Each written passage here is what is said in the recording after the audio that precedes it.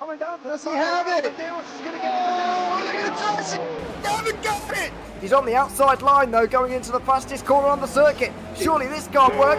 Dominic Ligner has got a sensational run outside line now though for the heavy braking zone. Around the outside goes the Audi R8. Look how much Miller's caught back into play. Exactly, Miller's still start trouble. He's up to second and change. All of a sudden, Miller's back in play. Can Barry do it? Big Barry's gonna do it! Big Barry!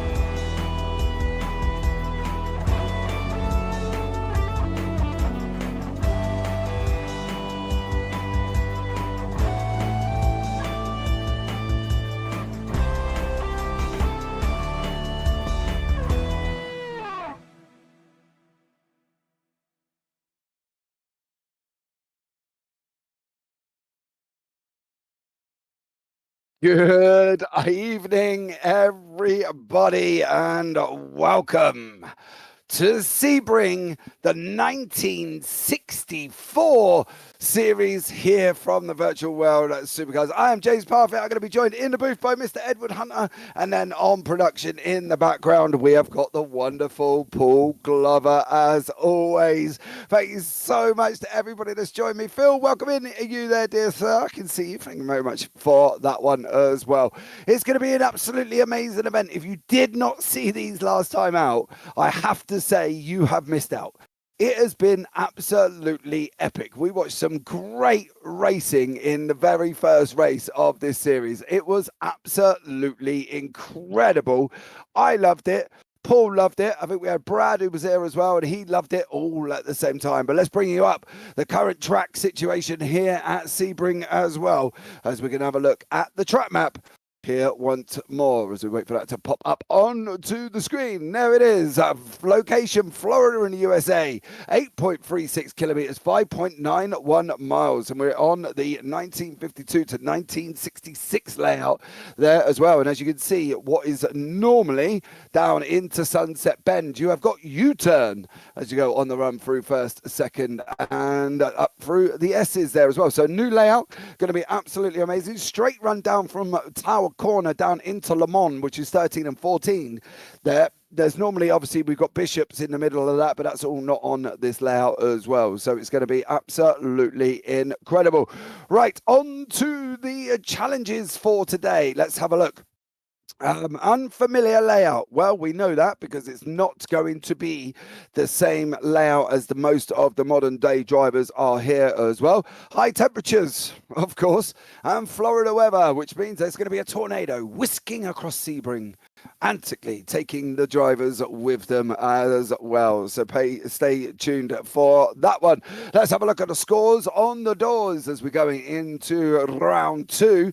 And currently Magnus Dahlgren in the Div 3 is out in front on 14.4 points there after the win last time out. Ross Smith in second, and JT Tammy in third, Bradley Sellers in fourth, with Timo Suvic in fifth. And then on from that, we've got Carl Vesser, Ethan Funk, Mike Bell, Jason Whitehead, Nicholas Hildebrand, Miguel Ramos, and Nicholas Kirstens. Then we've got ME Racing Ferrari 250 out in front in the teams, and then Rookie Monsters Shelby Daytona with Ross Smith in second, Smile Power Racing third, with Storm Rider Racing in fourth, and then Scudiero BWOT Ferrari in fifth. So that is the Div 3s there as well. Moving on, the Div 3 AMs. Jerry Chen is out in front on 14.4 with George Angelidis in second.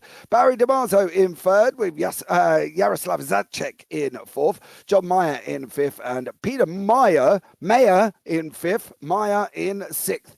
Then in the teams, it's Flying Kiwi Racing 250. Scudiero Cavalli in second with Hardtail Racing in third. So that is the current Div 3s.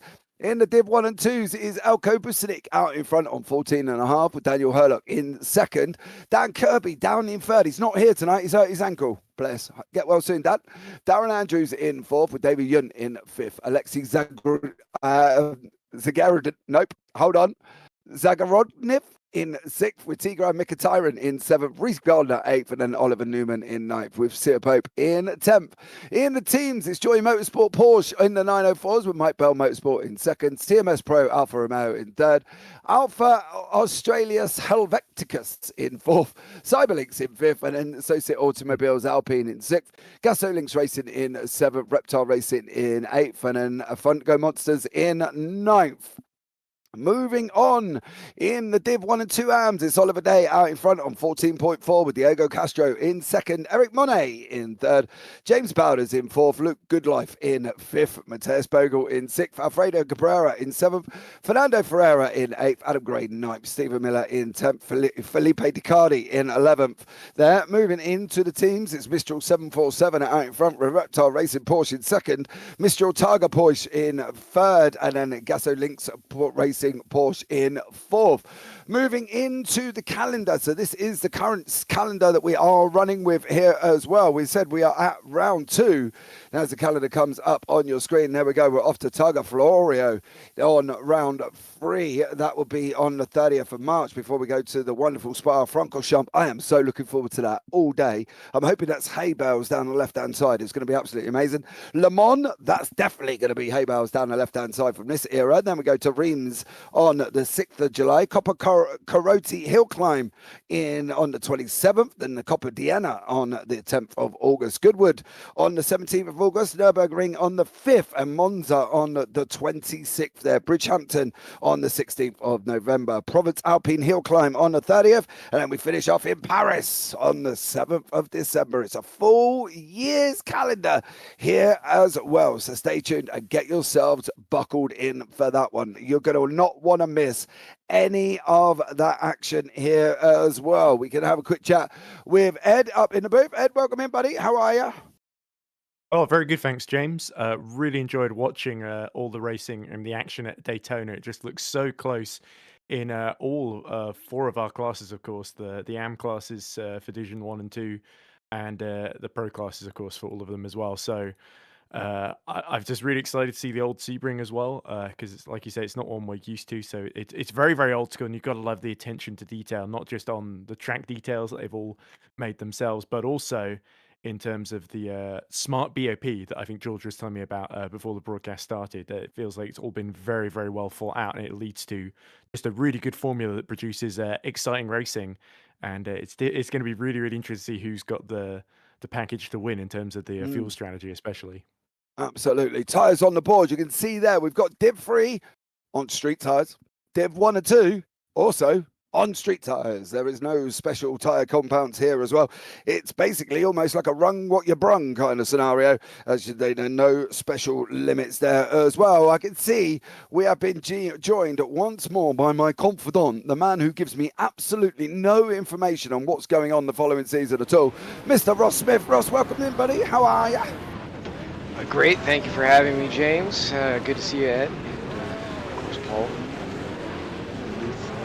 Doing his thing. Paul's there doing his bit, and he's directing our wonderful cameras. So what's the score? What's the situation at the moment here, Ross, as well for this week with the mod? What's been the improvement since the first round, of course? So a lot of focus has been on doing just kind of BOP analysis. Daytona's only one track. It's very special, unique, I guess you could say. So it makes it challenging to come up with numbers that move more engines. But obviously we're doing a lot, taking notes, and there's a lot still to be done with different graphical things we need to have updated. So we feel like we're in a pretty good spot. We'll see how today's race goes. Obviously, with up in the Div 3, I've got a little more experience up there, seeing how the fuel situation is. The Corvette just goes on for light years without having to refuel, and then poor Shelby here is just I feel like it sweats it all out or something, because it's going to be a fuel race by the end, and you'll see separation within the cars, within the models, and it's going to be wild coming towards the end. All right, what are we expecting out of fuel? What do we think the situation is going to be?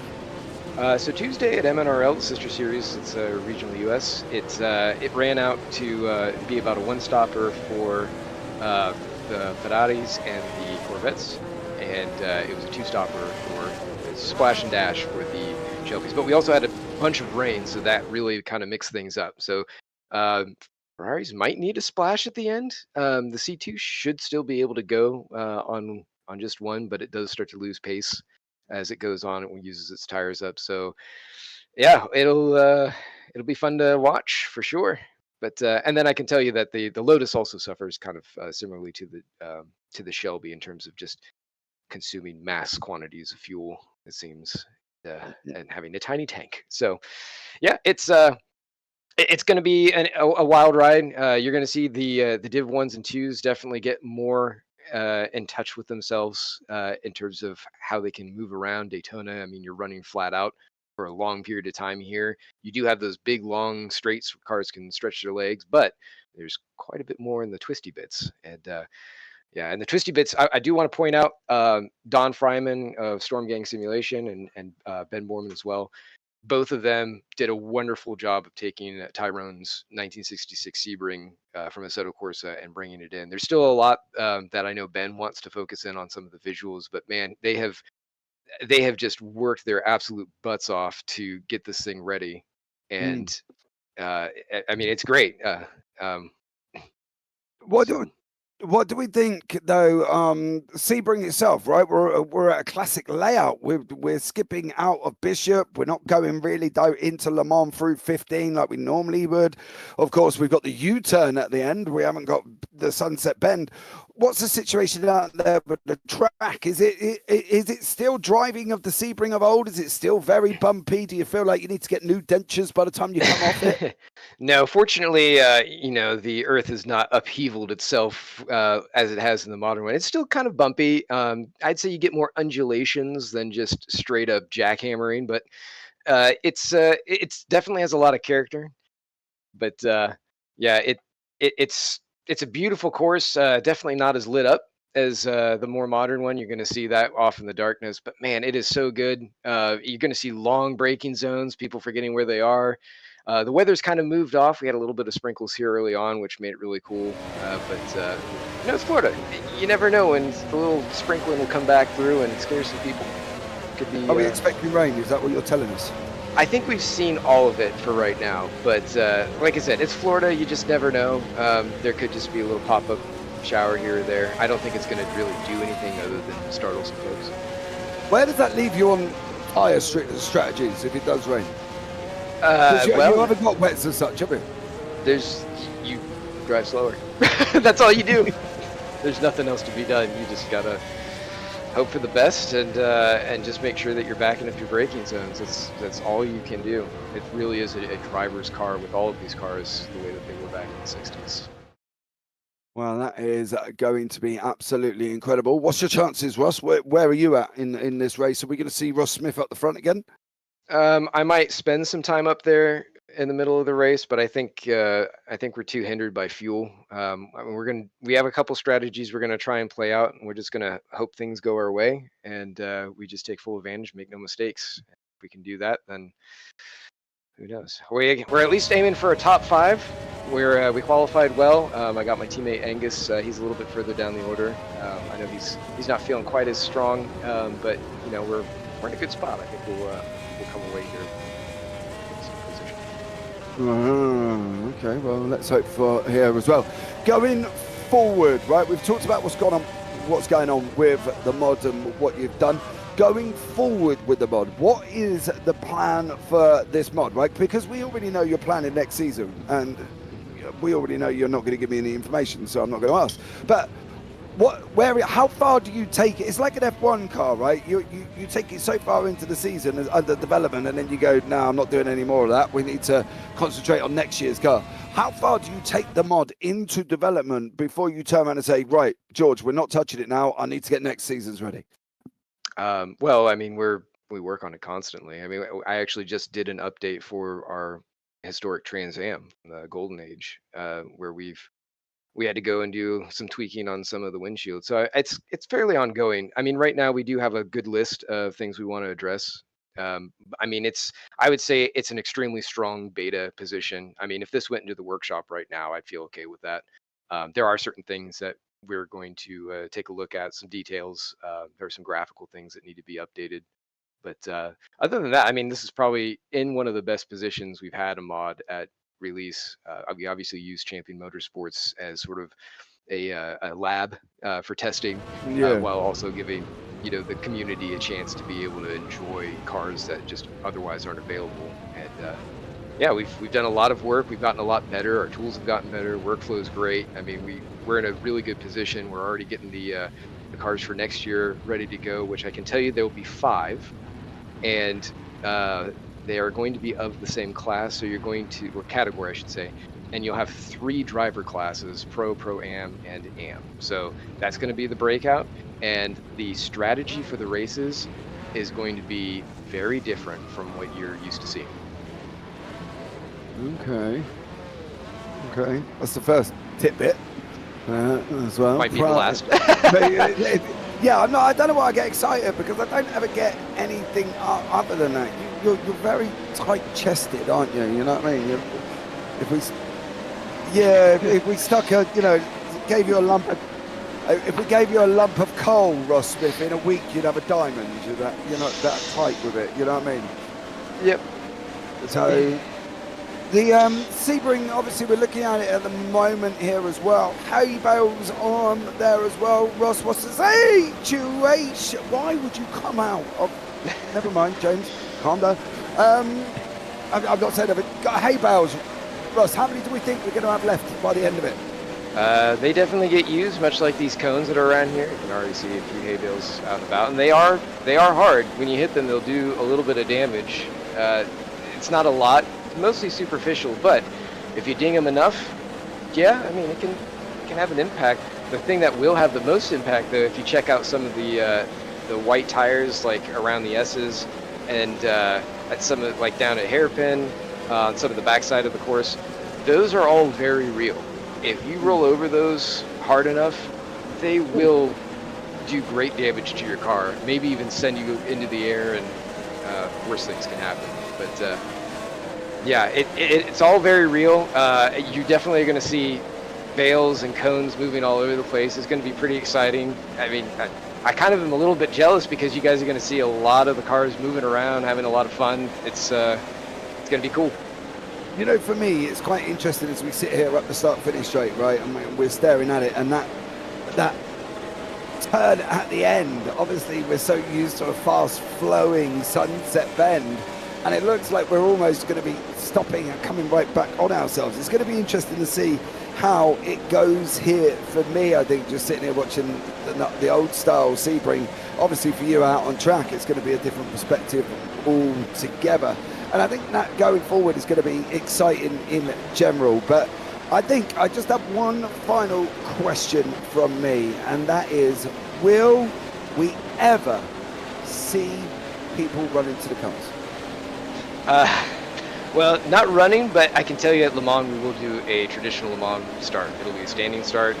You get the green flag and you go from your starting position. So not exactly a run to your cars kind of thing. I can tell you that in the past we've had some drivers, a very select few, that they ran to their car as they heard the countdown buzzer. They ran to their rig, I should say. Just for fun. Yeah, that would be cool. Maybe we can get a couple of streams in of people running to their rig. I'll see what I can do for you. That would be absolutely awesome. They've got to start in the kitchen, and wherever their rig is, they've got to run to it with a camera. That would be insane. Climbing through the window. Yeah, we'll have a video link in. That would give Paul an extra little bit of a mission to deal with when he at Le Mans there as well. I think that would be quality. Ross, we've got to make that happen. I will talk to the teams and see what's available for you, and yeah. That'd be awesome.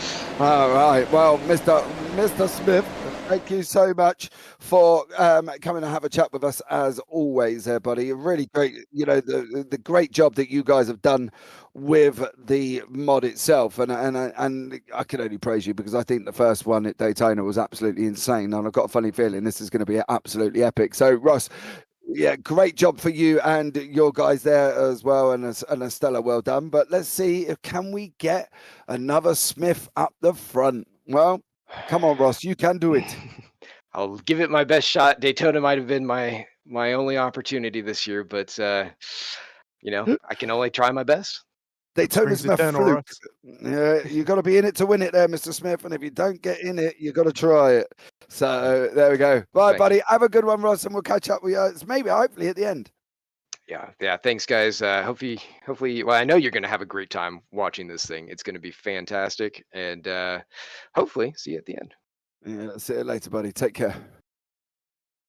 Well, there you go, guys. That was Mr. Ross Smith, part of the Stormgam simulation team here, of course, that does the mods with a lot more other people. The SGS team is just absolutely incredible in what they've done here as well. It's quite interesting, Edward, the fact when he was talking about the track, the fact of how it's going to go out there. You know, we've got the Ferraris, Mr. Reese in YouTube chat, our resident pit lane roving reporter.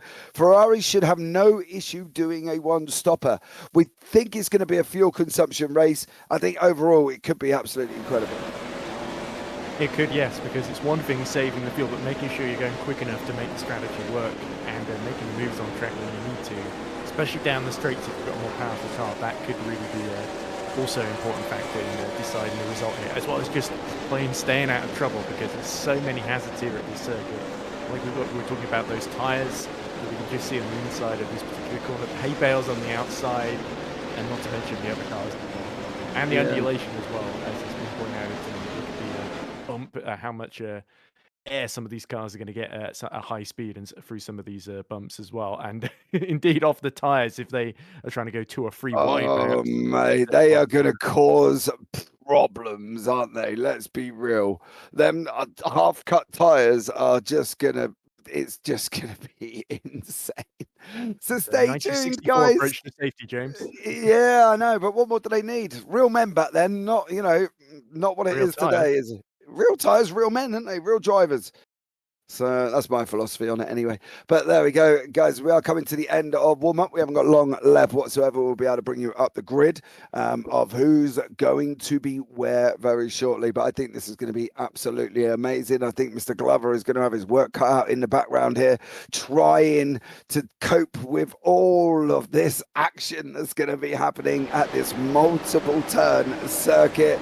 Well, what do we think, Ed? Are we going to get clean? Or are we going to get chaotic?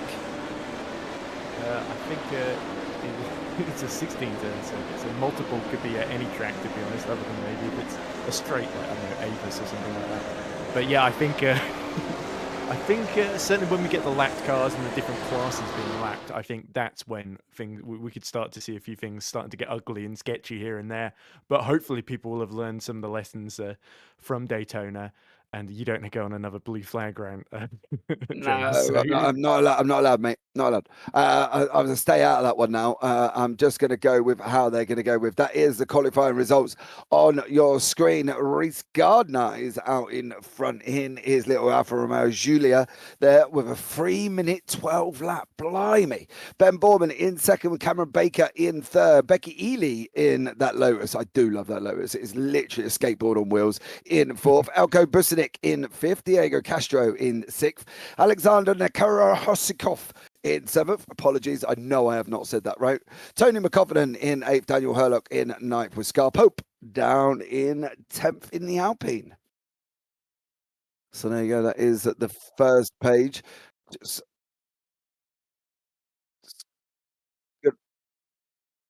There we go. David Shun in 10th. Alfredo Cabrera in 11th. Declan Grady in 12th. John Uyan down in, I'm sure it goes 12-13, not 12-14, but there we go. 12-14-13 is Craig Pullen. 14 is Matthew Overton. I see an error. Ollie, I'm just going to call you that, in 15th. And then Luca down in 16th place.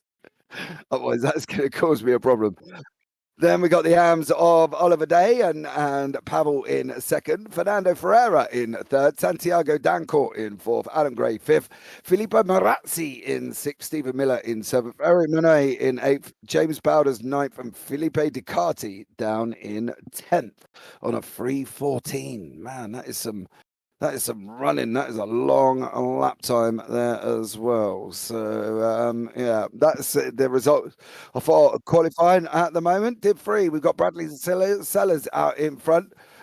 No, we got John Meyer, then Jerry Chen, Barry DeMarzo, George Angelidis, Tom Mountjoy, and Tom Mountjoy for some. And then in the pros, it's Bradley Sellers, Ross Smith, Carl Vesser, Ethan Funk, Magnus Dahlgren, JT Tammy, Timon Suvic, Tom Lane, Jason Wyatt, and Alexander Shorts in 10th. So there you go. That is the current positions on the circuit. And let's see how these guys once more do I'm sure they're going to do an absolutely fantastic job once again here. And something that I think Ed, we're really looking forward to. Yes, absolutely. And just a note on Adam Gray, he's got a penalty that's carried over from Daytona, so he will have to serve that early on in this race. But not lost though for Adam Gray, because as long as he gets out of the way early, then he should be able to make that ground back up. Yeah, absolutely. I think that's one of the things we're going to be paying attention of as well. Bradley Sellers leading the field away with Smith, Vesser, Funk, Dahlgren, Tammy, Suvic, Lane, Meyer, and Whitehead. Why is Meyer in black? I'm wondering if that's because he's not associated in a class at the moment. I wonder if that could be the problem, as I've seen that happen there as well. Bradley Sellers leading us away. Yeah, did 3 arms. I'm just wondering why he's not in the other colours. Oh, no, they are all black. Okay, so my bad on that one. There's Jerry Chen, DeMarzo, Angelidis, and Mountjoy there as black as well. So you can see the cars currently at the moment doing a stellar job here. You're going to want to stay and watch this, regardless if you like sim racing, regardless if you like motor racing or any form of racing. This racing you are going to see is going to be absolutely epic, and epic is the only word I'm going to be able to use because it is going to be incredible here this evening as well. So stay tuned, don't go anywhere, sit back, relax, get your popcorn, get your drinks, and we'll get this race underway very, very shortly. Challenges, Ed. Well, there's quite a lot, isn't there? There certainly are. Like we were talking about, it's just memorizing the circuit, especially when it gets dark later on. You're going to see a couple of people falling back on their muscle memory of the newer version of Sebring, and that could lead to some drama. So everyone's got to make sure that they keep the mistakes as minimal as possible, and also keep your foot flat to the floor when you get to the straights, because otherwise you're going to see someone go around the outside of you. Yeah, you definitely are, but it just looks amazing. Look at them. The cars just looked incredible. Everything just looks epic. And Sebring, in conjunction what it is now and how it looks now, you can see the airfield status of it back in the day. It is literally right. There's a track that we've just coned out. We've stuck some half tires there. There's the track. Off you go, boys. We're not going to give you anything.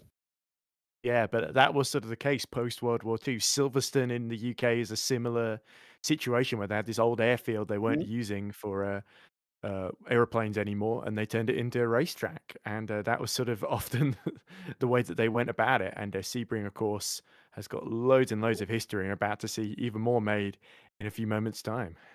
Yeah, we are. We're going to be back up and running. We're going to get this race underway here, and it's a single file start.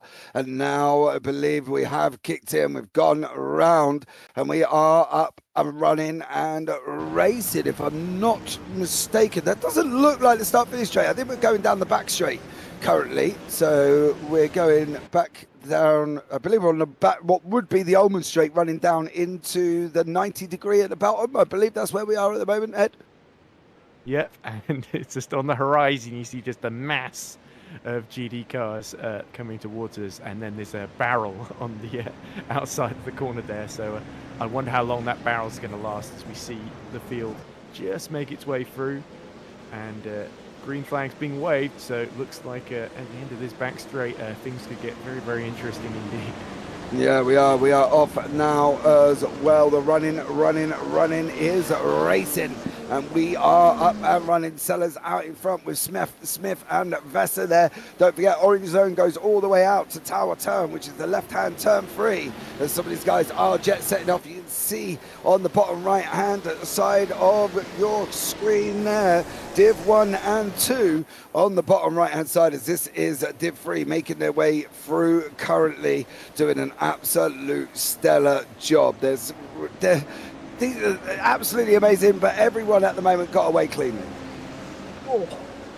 And everyone getting really destabilized over the bump at the first corner, as Bradley said, is holding that 7/10 gap now to Ross Smith, who we were just talking to earlier. And look at the rears of that Shelby Daytona just hanging out through the infield section, as that looked like Carl Vesser just getting a little bit off track, and now even Funk is going to fancy a go at him. He's dragging Magnus Dahlgren with him too.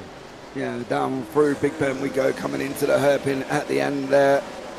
And they're coming down into the hairpin. You can see Sellers, you can see Smith, you can see Vesser, you can see Funk as they're battling away. Funk going to the right-hand side. He didn't jinked out, didn't make it through. Round the hairpin we go on that run up the warehouse straight before we come into Webster turn 9, and then Green Park Bend, which is turn 10. That is Becky Ely on your screen.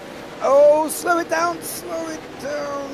Just manages to get it stopped there as she's chasing down the 71 of Gardner in the Div 1 and 2. But it's action all the way up through the field at the moment. Once again, doing an absolutely incredible job. Round the left-hander they go, a Green Park before we go through 11 and 12. The tyres are there. They will do damage if you do hit them there, and it's going to be incredible racing that they've got to make sure that they don't hit. Once again, off into 13 now. Then they're going to be on that long run down into 14 before they go 14 to 13. Oh, somebody's off in the tyres. He's taking the hay bale with him. With them. Div 1s, 2s. It's crashed out there. Looks like one of the Porsches. Yeah. Is that Gardner? Oh, and the 33 spun trying to avoid it. Yeah, I think there was a reaction there, wasn't there? So I think that was a reaction from somebody. The 33 machine come round and saw them all kind of check it up, and then he had nowhere to go. And unfortunately, he couldn't get... just managed to avoid it as Sellers, Smith and Besser. Funk go down now into what is the U-turn. If we can go on board with one of them, we'll show you that it's not the corner that we know and of before down in Sunset. We're going on board now. This is normally where you start braking. You've normally got a long flowing wall that runs around the inside. Then you start going out. Now you can see the sharpness of the turn there. That's not the traditional corner you're looking at. Before, you would have that long flow against the wall. You'd miss that barrier on the left-hand side. Now we're racing. That's your pit stalls. You've only got to separate them by the hay bales on the left. Now we're going into turn 1. Here now we're missing that inside wall that we normally see. There's cones got out in front of us on the run through into second bend and then up into Tower Turn, which is now changed, of course. Before there, Tower's now on the backside where turn 13 normally is. So the track layout completely different. You can see it's a lot tighter rear end as well. Yes, exactly. Much less forgiving. Also, it's quite serious to see a plane and a house right close to the circuit in the background. You'd normally expect there to be a wall in the way, but this is Sebring 1964 style, so no such luxuries here as we look at JT Tammy trying to chase down Magnus Dahlgren in the first of the Ferrari 250 GTOs, number 89, of course, but he's got to hold off Suvic and Lane in a Ferrari and a Daytona respectively. So the Daytona's holding well up front, but are they going to build a big enough gap in the long run to hold off Magnus Dahlgren? Yeah, well, that's the thing, isn't it? We know the battles of the Daytonas. We know the battles of the Ferrari days. We know everything that went on in this era. We've been through it there once again. In the bottom right-hand corner, that's still Becky Ely in her Lotus, battling away again, trying to fight. Yeah, they're going to start moving up on the main screen as well, doing an absolutely incredible job on the left-hand side there. And you can see at the moment these guys are fighting it out once again. The Corvette on the right doing an absolutely stellar job and amazing racing. You see leaders at the moment, Sellers, Meyer, Borman and Day battling it out in that number 4 machine. It's just incredible. That's JT Tammy. I love that Corvette C2. looks absolutely amazing for me. And if I was in this series, that would be the car I'd be driving. Yes, exactly. I love also looking on board earlier at that wooden steering wheel as well. Just really puts into perspective what these drivers are working with. But great racecraft from the two Lotus drivers, Ben Berman, Becky Ely, who both pass Reese Gardner in the Sector 2 there. And there we go, that looks like Gardner now slotting into third, and now he's got Cameron Barker for company. So both Borman and Ely really getting the most out of the Lotuses early on, of course. And they've, of course, got one of it's the lightest car, but also one of the smallest fuel tanks. So no wonder they're going quickly at the moment, because they need to make that strategy work. And look at the wall. It's hanging out near the oil drum there. I love it how you say wall. It's an oil drum and a hay bale. As they go down. Now Borman and Ely and Gardner and Barker in the Div 1 and 2s. Div 1 and 2 AMS is Day and, it would be the surname, Chernoborov in second, with Ferreira in third. Div 3 AMS is Mayer, Chen and Damaso, with Sellers, Smith and Vesser still rocking it out in front. You can see what they are seeing behind them here on the bottom right hand side of your screen. That is off the back end of Becky Ely, I believe, on the bottom right hand corner.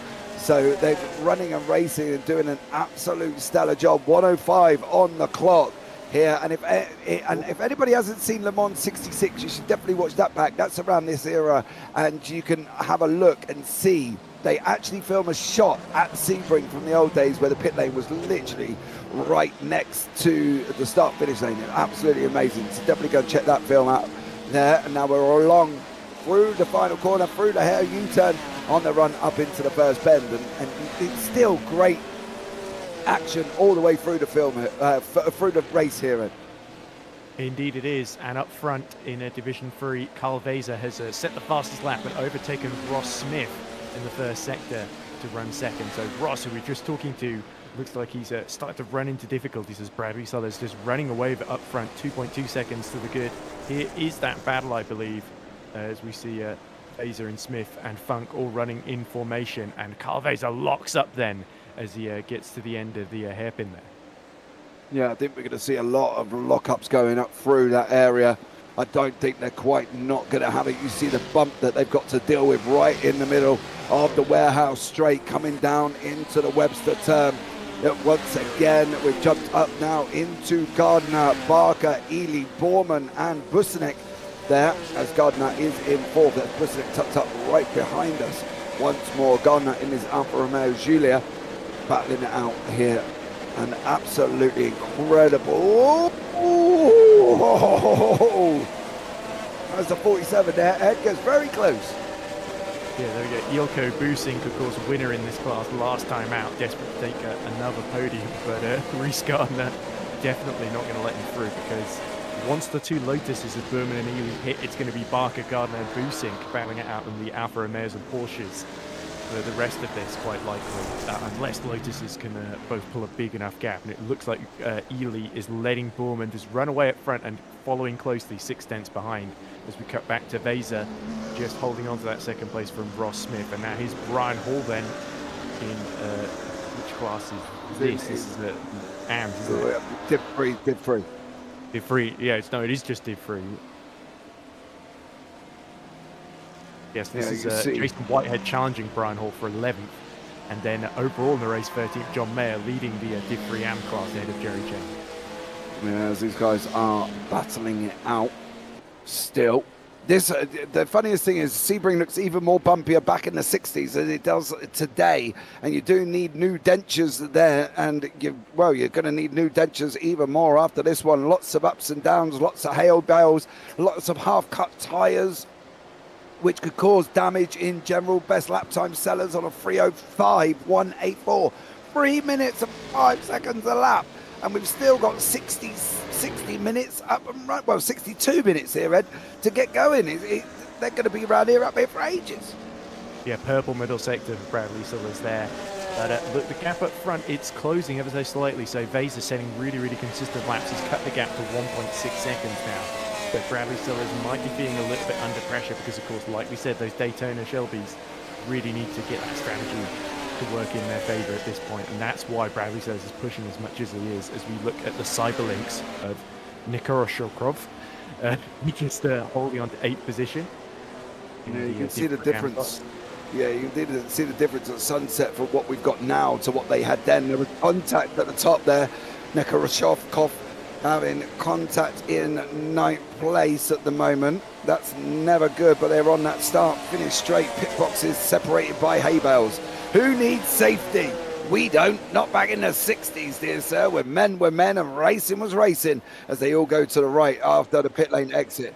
And they're now straight through, up in through turn 1, through the first bend into the second bend, and now the run up into the left-hander of Tower Turn. Absolutely incredible. Porsche 904 GTS there on the screen. You can see that is Nekoroshovkov with Junt and Cabrera and Pullen and Grady right behind them. There's a nasty bump on the exit of turn 3 as they're heading into 4 and 5. Now we're back down in 11th place with Brian Hall in that Ferrari 250. Yes, and this is Brian Hall having a go at Angus Tong, who's just 4 tenths ahead of him now. And meanwhile, Carl Vaser now getting defensive from Ethan Funk and Ross Smith, then, who are all over him like a cheap suit in this battle for second. Look at Bradley Sellers in the number 93 with that lovely, very 60s hippie-inspired livery, just pulling away up front, looking completely dropped. Oh, big crash! And is that Ross Smith in the wall? Probably. Tyre there. There probably was. Oh dear. It looks like it was, if that was Sellers, Funk, and the 11 has Vesser, so it possibly is Smith.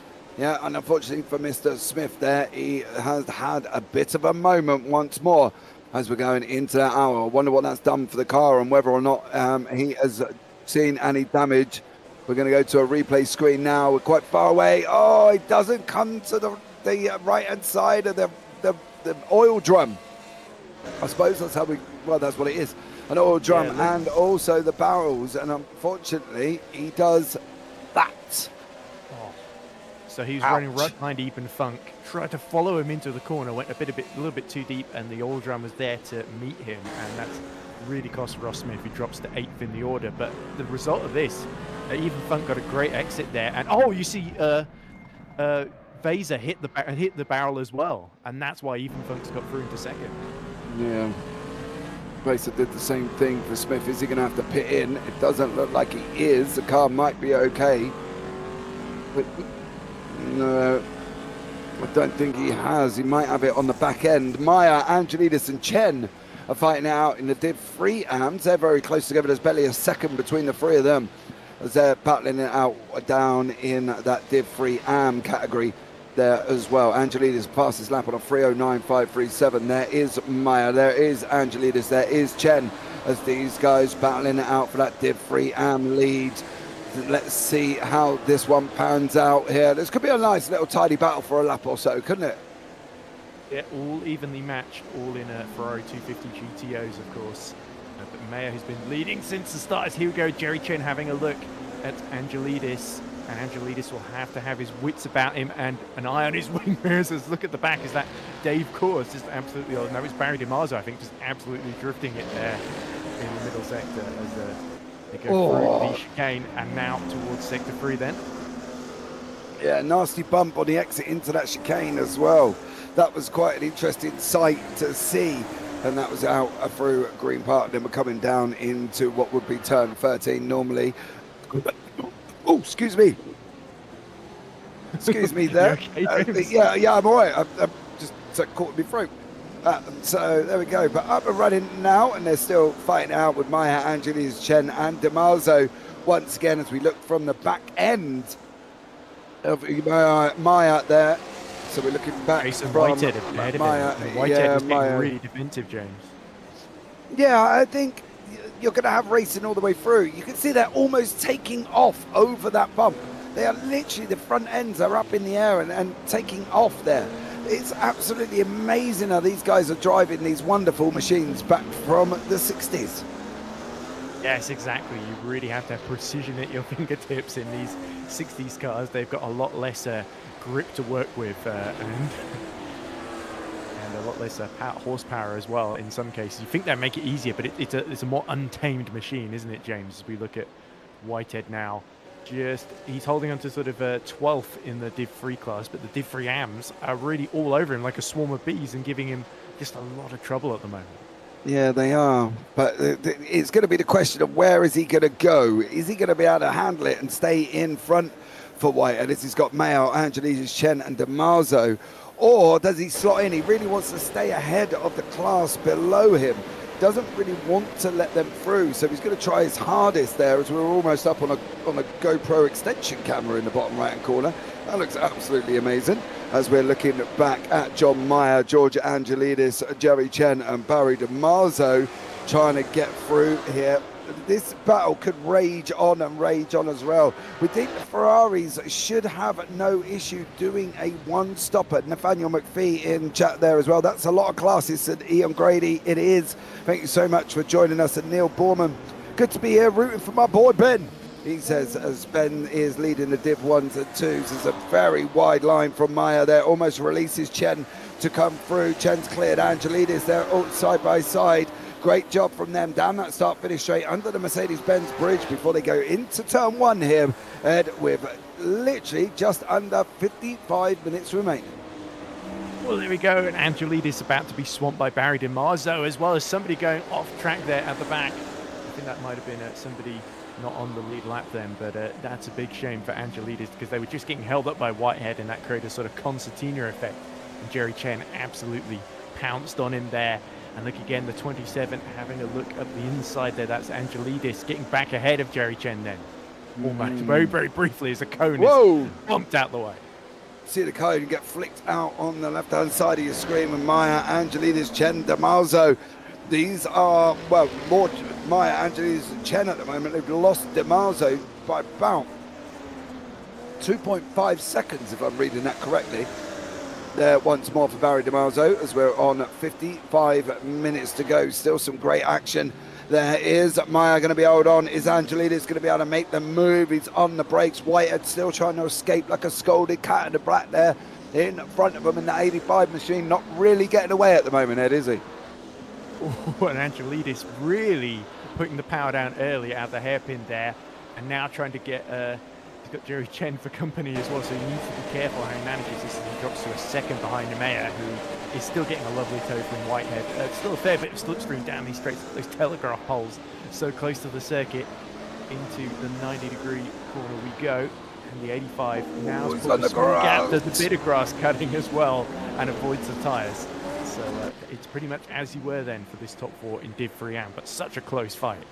Yeah, absolutely. This Sebring track of the 60s is literally bare bag of bones. It is racing to the fullest here. You can see it there. There's no protection. There's no gravel traps. There's not a lot of nothing apart from oil drums and hay bales. As you can see them just going past there, the site of where Ross Smith had his collision there again. So we'll give you a quick rundown of the top 6 on the left-hand side. As you can see, Bradley Sellers leading Div 3 with Funk, Vesser, Dahlgren, Lane and Suvik in the top 6. In the Div 3 AMs, it's Maya, Chen, Angelidis, DeMarzo and Mountjoy. As we're going to go to a replay. And this is, free wide battle. And within that might be James Bowders going off in the 92, but if you're going to take it free wide, that is what's going to happen. Unfortunately for them, never free wide is good at a modern day circuit, let alone one from the 60s, Ed. No, they weren't really designed with that in mind. Might go, are they going to try to, this is a replay, of course, of 41, 92 and 3. Yeah, Ducati there, and they just managed to avoid the tyres. That was the funniest thing. They separated around the tyres like, nope, I am not touching them. As the guys went on. Angelidis is still fighting out with Chen. We've lost a couple of drivers once more, unfortunately for them. I'm going to try and have a look. Santiago and see Dancourt who it was is. involved in the Yeah. for James, and it looks like Fernando Vieira is also out of the race. Yeah, we've lost, by the looks of it, Tony McCoffin is another one that might also have just been DNF'd here again, Ed. 52 minutes on the clock, Ed. We've seen nothing but great racing. Right, so there's been an off earlier, James. Let's have a look at it. That's the number 41 machine. Oh, bail. Oh, no. That's probably how Dancourt ended up in the DNF. Yeah, that's how he ended up in his DNF, I would have thought.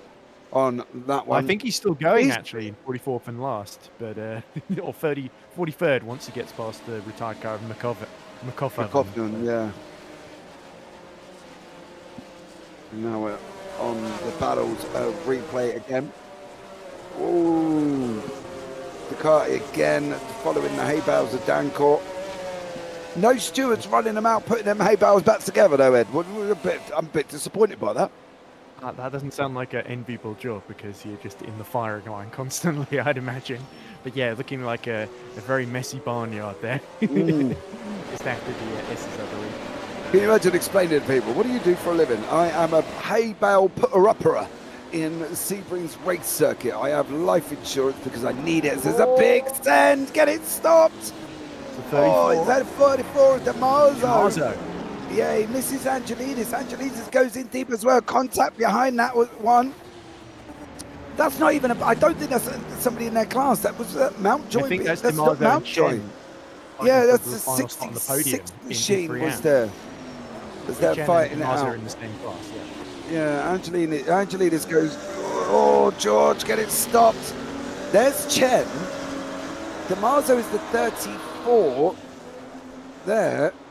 So it was them three, and then the 30 behind that is also in the mix and having a good old scrap. So they're not leaving anything on the racetrack, are they? They're making sure they put everything out there to carry on. Yeah, the problem is Jason Whitehead has sort of become the cork in the bottle for the Div 3 AM leaders. So John Mayer has made it through as we see the first pit stop from the leaders. Even Funk comes in from Division 3 in the Shelby Daytona number 35. Yeah, front into the pits. Love to see that how they get on there. This Castro, oh, that was the one who went off right at the beginning, who we said we weren't sure. Look, there's another one there, and I think they end up coming. Oh, that's a bit of a steady on the rejoin there, son. Right as he's trying to rejoin. There we go, in a different incident. Yeah, but I don't know if that was in sympathy or the fact that he just spun. I think he might have lost it on his own because he had plenty of warning on that accident. That was Ollie Cargian-Larty. I think he was going side by side with somebody else, and that put him to the outside, put a wheel on the grass, and that was why he went round. Look, it's starting to get dark now, and this is where the danger might creep in because everyone's going to be very, very reliant on their headlights now, as this is the in 1 and 2 pro leaders, Borman and Ely. Becky Ely getting right in the back of the Lotus of the fellow Lotus of Borman, and they're heading to the pits. So that's their first stop, and that is going to allow Barker to re-inherit the lead. Yeah, Borman and Ely covered each other. Do you know what? I wish I was around racing these days. Look at that pit lane. Don't come near us. We're separated with hay safety. We've got a hay bale. Oh, no wonder there were so many incidents and accidents and unfortunate deaths back in the day when they've got safety equipment, which is an oil drum and a hay bale. They're getting a little bit spread out in the top 6 of the table at the moment now. As we look at that beautiful sunset over Sebring. Hope you're enjoying this as well. Kim, welcome in. Thank you so much there. Go O'Day.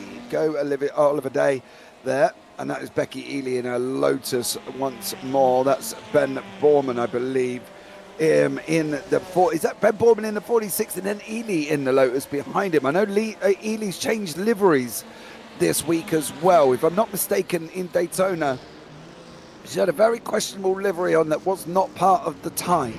And they wanted to keep it all very traditional. And I know Ely had to go away and get the livery changed. That's Angus Tong in the Rocky Monster Shelby Daytona, sitting in 8th place currently. So Angus Tong, I believe that's Alexander Schultz and Brian Hall behind him. Oh, it nearly wasn't behind him anymore there as it goes in and gets very out of shape.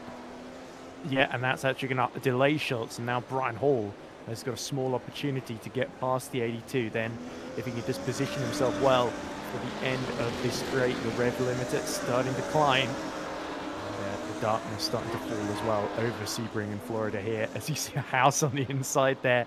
Can Brian Hall get up the inside? No, he's not quite close enough to pull off the move, so he'll have to wait his time and be patient. Yeah, you can see that darkness falling, can't you? It's absolutely insane how quickly it's falling here at Sebring. We're on board with Lane.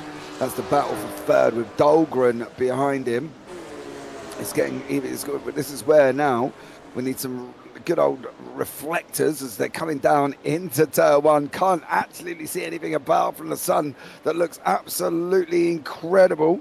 So great job again on the design body of SGS boys, but these guys are battling it out. Lane and Dahlgren once more, still scrapping it out for that third here, and a great job there. Oh, was that Lane going through the cones? It looked a little bit that way, James, but it seems to somehow have gotten away. You see a blimp in the background. But oh, here we go. This is Angelidis holding on from Chen and DiMarzo. Chen DiMarzo going side by side as they approach the first corner. Who is it that's got the inside here? I think it might be the 34. Oh, round he goes. Angelidis, DiMarzo and Chen. DiMarzo in third in class. Chen tucked up right behind. That's an air shot. Oh, George, he manages to hold it. Only just. Whitehead's in there again. Myers making a little break for it further up the road. Angelidis has got a choice now. He either makes the move on Whitehead to try and push Meyer because Myers escape him, or he sits there and just holds on. Well, Myers now being held up by Ethan Funk, who just came into the pits not too long ago. Oh, look at this. Angelidis, George is getting really, really fed up at the back of Jason Whitehead's car, isn't he? No more black and white. He wants the red car to come through now. And it's going to get very, very dark in a minute. So if his memory's starting to fade, he wants to get through sooner rather than later. Now he's side by side as they go down the straight. Yeah, down into the hairpin on the right-hand side. They're taking the right. Angelidis did get through. That's going to allow him to close on the back of Meyer as they're going up the warehouse straight. Once again, as these guys with 45 minutes remaining, still battling it out, still doing an absolute stellar job, as there is George Angelidis in his Ferrari. Then behind the Whiteheads in there, over the bump they go. Then they drop down the undulation into turn 9, which is the Webster turn, the right-hander. There's Whitehead's gone off. Whitehead's gone deep. There's tyres on the exit. Oh, I think he's avoided them. I think he avoided them. I think he chose to go left there. Yeah, he chose to do some exploring there and stayed out of trouble, but that means he's going to fall down to 16th in the overall order behind Dave Coors in his class as well. Yeah, he will do. As you can see, Whitehead there, unfortunately going off the side of the circuit, and he's now all the way down in 16th. We've got some Div 3 AMs in front of Div 3 Pros. Coors, Whitehead and Tong is behind Meyer, Angelidis, Chen and DiMarzo. Race leader in the pits, This is a James. battle on the screen. Sellers is into the pits there with Vesser behind. Vesser's he's also in the pits. Lane's into the pits as well. What's Dahlgren going to do? He's going up. He keeps going. Suvic, is he going to do the same thing? Yeah. They're both in the Ferraris, Dahlgren and Suvic, so it makes sense they're able to run longer than the Shelbys. Let's look at how fast they're going in the pits there, not hanging around, as Bradley Sellers desperate to get back into the race because he knows him and Dahlgren are going to be in a direct confrontation. It was 11 seconds the lead before he came into the pits there. Yeah, we'll see what happens when he comes out and what sort of exits he's going to get. That's still Angelidis, I believe, on the bottom right-hand corner, chasing down Mayer. 1.2 seconds, 1.4 seconds.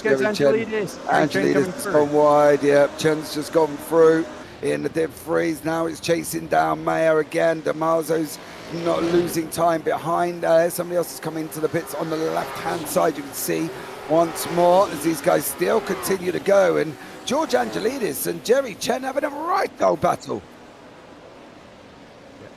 Carl Vaser's out of the race, unfortunately. So something's happened to him just after he made his pit stop as well. As look at this. Still going at it are Chen and Angelidis for second in Div 3 AM.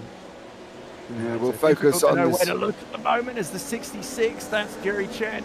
Still holding on for the 27 of Angelidis, who gets sideways on the bump, and has that DiMarzo who's joined the party in the blue and white Ferrari. Yeah, 42 minutes on the clock. Jerry Chen, George Angelidis, Barry DiMarzo scrapping it out, and they're still fighting along here now. Once again, doing an absolute stellar job in these very slippery cars there. Once more, as we go into the split screen action that's on board with Barry DiMarzo, and then the live picture on the bottom right. Oh, the Barry! No, Barry, no! That's not right! Oh, as he goes and How covered did he that avoid everyone?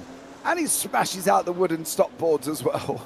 And everyone's going to start missing their braking point into the 90-degree right-hander now because of Barry's little moment there. They're getting dark, aren't they? That's the problem. Oh, there he is. Did we get any idea what the situation was with Vessa? We've lost Gardner, we've lost Tavani, we've lost McCoffin, we've lost Ferrara, and I believe we've lost Vessa as well. We'll go back to live pictures right about now. As these guys are battling it out with Dahlgren out in front with Subic. These guys not pitted. Schultz, Hall, Sellers. Sellers lost out in the pits. He's lost out to Schultz and Hall. Meyer and Angelidis are nearly only a second apart in the Div 3 AMs, but Dahlgren and Subic battling out for the lead. I'm expecting them to come into the pits this lap, I would probably say, Ed, on that one. Well, he's only lost out in the fence that all the other cars in front of him haven't pit because they've got much bigger fuel tanks. So the Corvette of Tammy should be next in, and then I think we're going to see Dahlgren, Subic, Schultz and Brian Hall in the Ferraris will come in. Yeah. Sellers went into the pits though, didn't he? He was in the lead. He went into the pits with Hall and Schultz and come out behind Hall and Schultz. It's a little bit hard for me to keep track because I'm pretty sure the Ferraris could run longer. Oh, there we go. Somebody else getting into trouble there. That was like Pullen losing a place to Castro, I think. I think Castro losing a place to Pullen. Pullen on the right-hand side, who is going to make it up into that 7th position. Castro is going to be in 8th. You can see the Div 1 and 2s always seems to be very spread out here, and Oliver Day doing a great job leading by about a minute and a bit there. Div 1 and 2 separated by 6 seconds. Div 3 AMs, well, they're almost separated by barely a second, as that is Castro trying to come back again at Pullen. So great action. Yeah, George Angelidis best time, but Grady and Nakarosh. Oh, he's going to hate me. I can't say it. I can't say it. That would do. Alexander there. So great job from everyone. But to be fair, Angelidis takes the lead in Div 3 AM. You can literally just say to the drivers, well done. You've all done an amazing job for completing this race in the dark with no lights and just being absolutely insane as Maya, Angelidis and Chen fighting out once more here. Absolutely incredible racing. I think you've got to admit these guys doing a wonderful job in the dark at the 1964 Sebring. Angelidis taken to the front. Is he going to get another second win? Is he going to be unbearable once more when he comes in for a chat for us again a little bit later?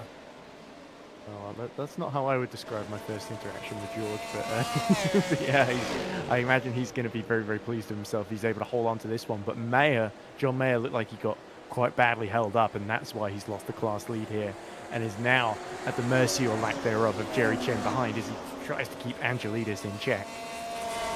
Yeah, they're still battling it out.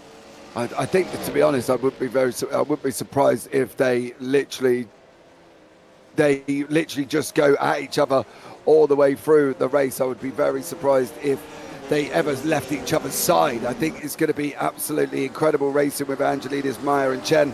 These guys will continue for the next 38 minutes. Who's going to make it out here? Who's going to win? Who's going to take the victory as these guys continue to battle when we've got 38 minutes on the clock? Ed, who's your money on? I think it's got to be Angelidis or Mayer at the moment because those two have just been nose to tail for quite a lot of it. But I'm not going to rule out Jerry Chen either. But yeah, Mayer just seems to have a little bit more confidence on the brakes, or maybe a little bit too much, given by how deep he was going just a moment ago. But up front, interestingly, Dahlgren starting to pull away from Subic. The gap was a second just a moment ago, and now he's starting to up his pace a bit. So perhaps the strategy coming in, and that's why Subic into the pits then. So first of the Ferrari 250 GTOs to come in is the 81. Yeah, I'm not expecting Schultz in. I don't think Schultz. I'm sure Schultz is pitted.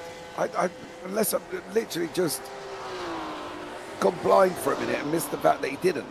But I don't think Schultz is going to be coming in. On the timing screen, it's saying Sellers and Funk in that Div 3 group are the only ones who pit. By the way, I think Carl Vaser has got back into the race 2 laps down, though, in 40th position. Yeah, we lost Dancock, Gardner, Tavani, McCoffin and Ferreira. It's coming around the final corner now.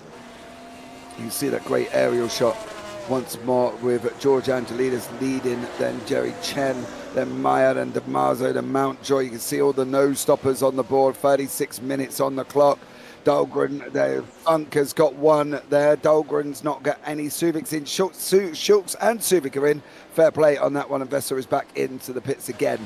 So, well, incredible action. I think you've got to safely admit that it's been wheel to wheel, bumper to bumper, door to door.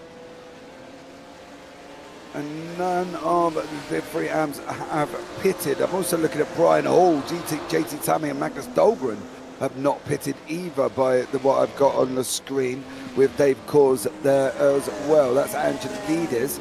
That is, they're coming out behind them. You can see the yellow car behind going absolutely dingy. Yeah, Dahlgren's now gone in. Magnus Dahlgren, I believe, has just gone into the pits. So Dahlgren doing an absolutely stellar job and puts it into the pits now. Now this is where we're going to see strategy come out.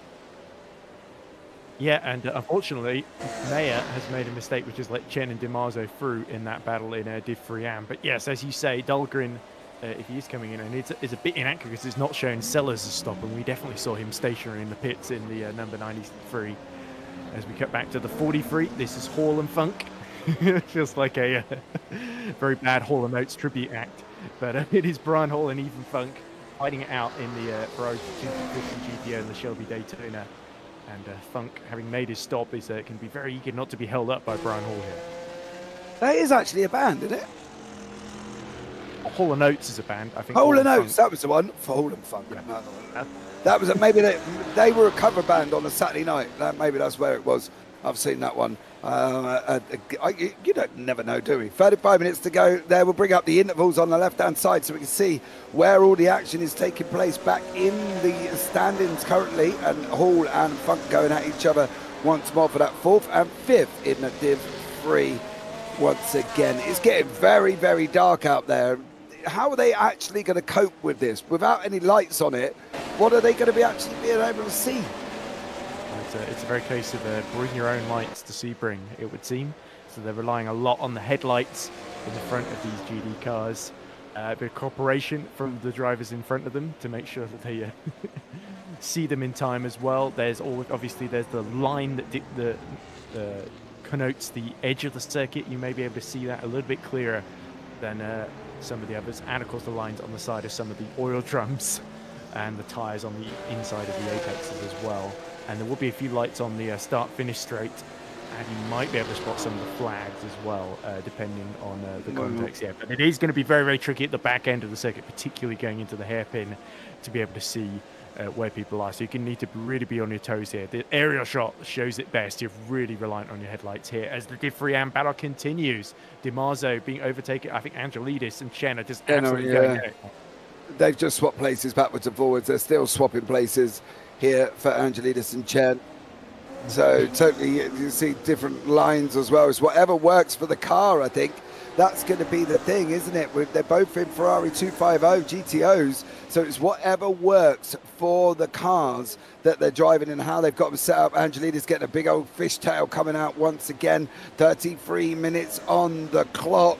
It makes it literally bare on impossible for these guys to be able to see. Still battling it out.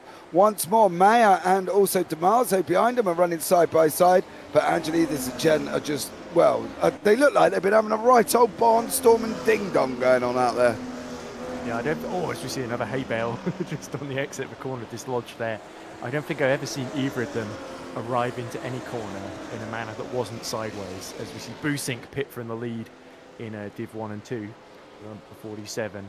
But interestingly up front, Bradley Sellers lapping 3 seconds lap quicker than Magnus Dahlgren, which is crucial because that's what he needs to do to get the Shelby to get into victory contention on that strategy, where they're going to have to make at least one more stop more than Dahlgren in the Ferrari. I'm just praying for JT Tammy. Come on, JT, get that Chevy over the line. Absolutely stellar job as Angelidis and Jerry Chen still fighting it out. They're coming down. They were into the right-hander. Now they're coming down into Warehouse straight, but they're coming into the left and right there as we move away from that battle. here. That's Ross Smith, isn't it? holding off Tom. Tom. Yeah. 2 speed racer degrees. Yeah. Don't. Ross loves his livery there and did an absolutely stellar job. I know they wanted to keep them traditional. I think that's the thing within that area, within that era of time. You know, you're not going to see any bright neon cars at that point or any bright pink liveried machines. Well, saying that, you've got Brian Hall, who's got a pink car currently. So, yeah, it's a great job that they've done on the designs. And Angelina's Chen and DeMarzo and Maya are doing a fantastic job once more. This is Jerry Chen. That's DeMarzo on the right-hand side. Is DeMarzo going to be able to get the inside line coming through the U-turn at the base of that, what is the back stretch? Oh! That's Barry No, DeMarzo spinning onto the grass. He's hit hay bales, but he hasn't hit Angelidis, crucially. Yeah, that was down. Was that down into the hair? That was coming down into turn 14. Right hand, yeah, turn 14, I believe. And there he is. He manages to hold on, shoots 3 hay bales across the circuit, and Lucky that was he coming missed down the into tower turn there, wasn't 14. it, James? Yeah, but the thing is, you're half expecting it, aren't you? Look, he's just. I think it's now a battle of survival. Who's going to get through this surviving? Because that's what they need to do in the dark at Sebring. Exactly, yes. And, especially when you start to get fatigued and the tyres are not in as good condition, that's when the mistakes can creep in. As we see, Dahlgren has pit from the lead, and that's going to mean he slots out behind Brian Hall then. So he's got to hope that he can keep a decent enough gap to Bradley Sellers to stay in that pit window, because that's where the fight's going to be. So we see Angelidis and Chen also coming into the pits now, which means Mayer re-inherits the lead. Yeah, John Mayer takes the lead. This is Smith and Tong on your screen currently. They're still fighting out as they're going down the start-finish straight. Not many lights on that start-finish straight. Literally, the lights that are there are the ones that are set up from the cars in the pits. As Smith's holding on, going around the left-hander of first bend, and then through second bend he goes up into tower turn, which is turn 3. Looks absolutely incredible, just pure unadulterated racing. As that's, I believe that's Borman on the bottom right-hand corner with Becky Ely. As Ben Borman in that Lotus and Ely in that Lotus there. Ely has changed the livery. Oh, Tong, did not want to be going out onto that grass at the moment. He wanted to try and keep it on the racetrack. It's given Smith a little bit of a breather as they're coming through turn 4, 5 and 6. And then on that run through Big Ben down into the hairpin. Angelidis again on the left-hand side here, and with Chen battling it out. But then again, they've been battling it out all the way through, Ed. Ooh. So that's a good move then from Jerry Chen. I believe that might be just having come out of the pits then. So the timing screen's not yet updated on my end, but it's certainly showing on the stream that Chen is ahead now and into second place. But he's got a 49-second gap to Mayer, of course, who is yet to pit then. So this is going to be absolutely crucial who comes out on top here with DeMarzo, another 12 seconds in arrears. Yeah, DeMarzo a little bit further back. I was just trying to see pit stop times, because it looked like Angelidis did miss out on that one, unfortunately, on the pit stops. So, yeah, not sure what happened to George, whether or not he just stayed in there a little bit longer. On board with the Barker in the 79. It's got Busink in behind him in 4th. There, we'll give the old overlay a little bit of a refresh as well, so we can bring you currently up to date with the interval gaps that are happening on your screen at the moment. Barker and Busink, there you go, that's more what we're looking at. 6 tenths between the two of them in the Div 1 and 2 here, Ed. So this is the thing with this class, I think, or all classes at the moment, we've just seen action all the way through the race. Absolutely, yeah. It's almost guaranteed with these different fuel strategies that everyone's going to start converging at the end as Brian Hall comes into the pits then. So that releases Magnus Dahlgren up to 4th. Remember, he's about 31 seconds behind Bradley Sellers at the moment. So Sellers' pace has put him in potentially a position where he could pit and come out ahead of Magnus Dahlgren ahead of the final stint. So that's going to be absolutely nose to tail as Dahlgren seeks to catch up on fresher tyres. Dahlgren in the Ferrari.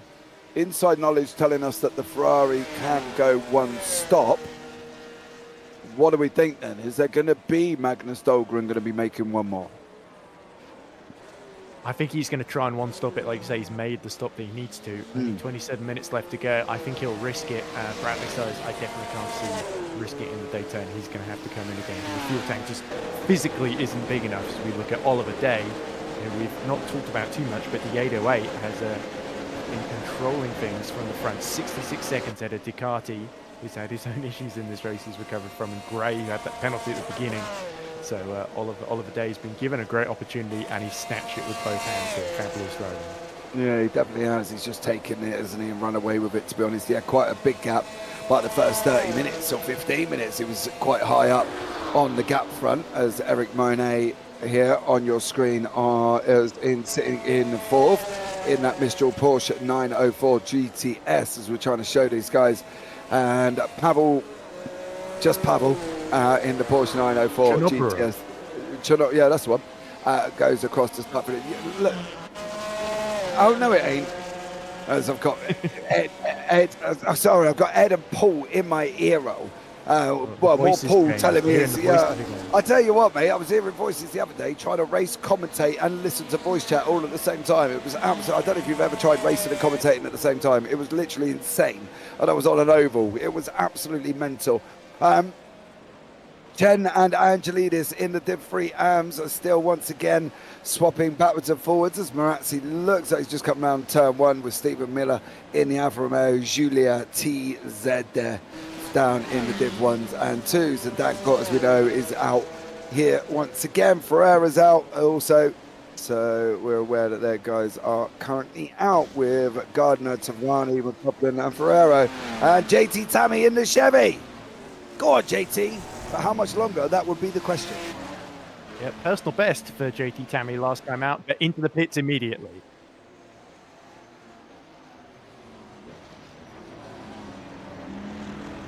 So Tong has a bit of a moment there. Oops, sorry, James. No, mate, you carry on.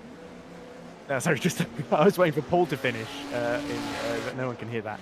So there's Hall from Paul to Hall. And Hall just now 4 tenths behind Tong with that little moment as, Ross Smith, when he said earlier on that he hoped Angus Tong, his teammate, would climb up the order to help him, I don't think he envisioned having that mistake with the oil drum and then falling back right in front of his teammate. But he's holding off Tong pretty well, and those two are going to have to work together to keep Brian Hall at bay because his pace last lap 307.3. It's definitely quicker than that was... I'm getting mixed up because Hall's actually set a much longer lap. It's Tong who set 307.3 and Smith who set 307.1. So Tong is actually pushing to catch up with Ross Smith, his teammate, as we see JT Tammy being serviced in the pit lane, falling down to third, and Dahlgren is almost certainly going to come through, Suvik as well. So that's going to mean he emerges in fifth then. So it's going to be difficult for the Corvette C2 to get on the podium here, but it's not impossible for JT Tammy if he has a good final stint. He's done a good one-stop strategy. He's just pitted, hasn't he? And he's still sitting in third, or is that just my eyes deceiving me? He's out of the pits, isn't he? JT Tammy's out. Has he actually jumped? Yeah, he's out. So he's in third. He's jumped Dalton, yeah. And he's done it by quite a country mile there as JT Tammy. So JT putting the Chevy up on the podium. Has Becky pitted, and does she have to pit again? They've all gone in and pitted at least once. We do think the Lotus should be okay. I don't think it should have to pit. Her and Borman should be good to the end, Phil. So thank you very much for that one. And Kim D for the 808, which is Oliver Day, who's leading his class by literally a minute 8 and has done an absolutely incredible job and has been leading for quite a while. As you see the top 6 getting slightly more spread out here than what we're used to here. And Vesser looks like he's back in the pits in that Daytona. He's 6 laps down. I would be very surprised if he carries on any. And as we said, Borman and Ely actually going into the pits again. So the Lotus has got the smallest fuel tank. So this is going to allow Barker to close. And this will need to be a quick stop, of course. And it will be a quick stop. So this could be very, very interesting in terms of whether Barker can hold on to the lead and he's able to get out ahead of them. Here's Borman then. Teammate Ely behind that. Flash of light behind. That's Barker. I think it's Barker anyway. He's about 8 seconds. But no, this is Cameron Barker.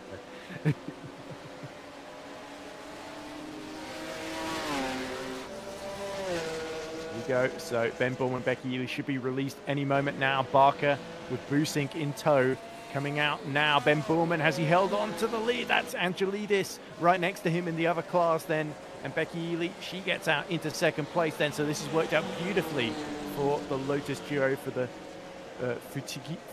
Futekigo monsters. Sorry, Becky goes really wide.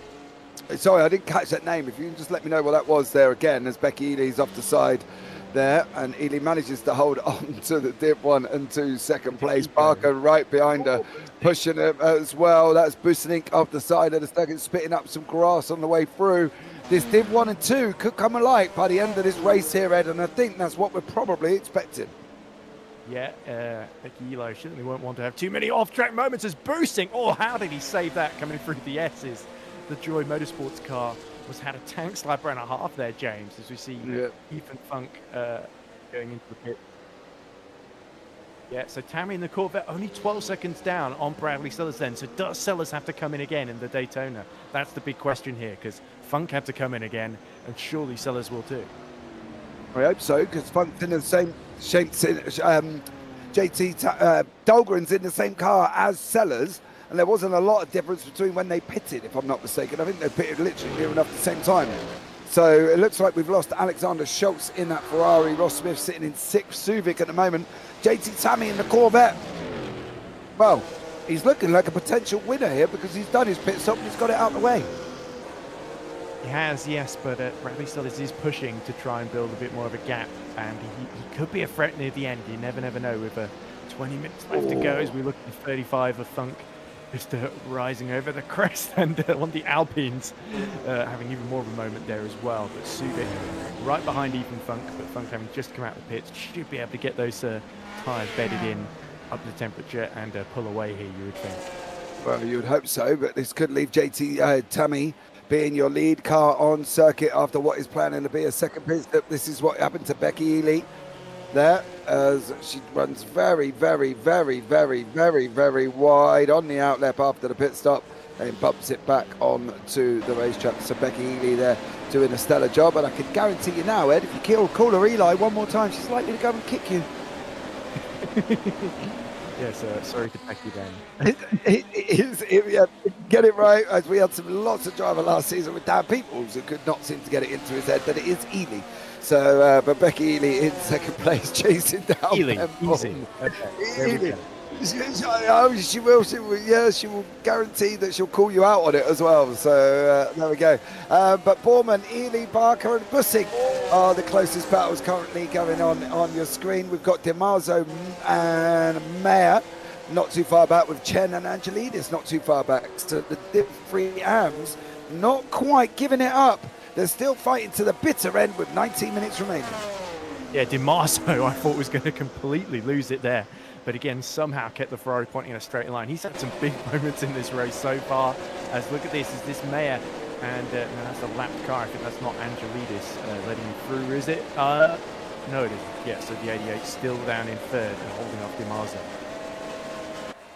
Yeah, Mayer still holding off DiMarzio for that third and fourth in the Div 3 AMs. Angelidis and Chen having a great old scrap. You can see that, oh man, that up and down undulation. That is one of, I believe that's a Div 3 going past them there. Is that Div 3? Tarja and Larty, I think, being lapped in the 33. Yeah, so they've just gone past on that one, but still an epic scrap with DiMarzio and Mayer. As these guys go off through Webster Green Park Bend, they're going to be round the right-hander, which would be turn 11 and 12 normally, where you think they should come up on the track. They actually drive a little bit longer than what you're expected, hence we're getting 3-minute lap times here as well.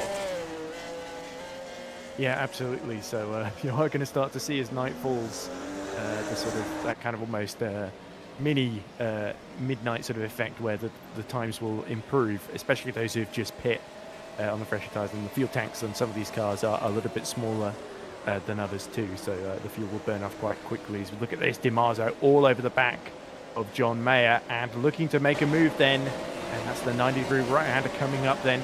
Is DiMarzio far enough alongside on the inside?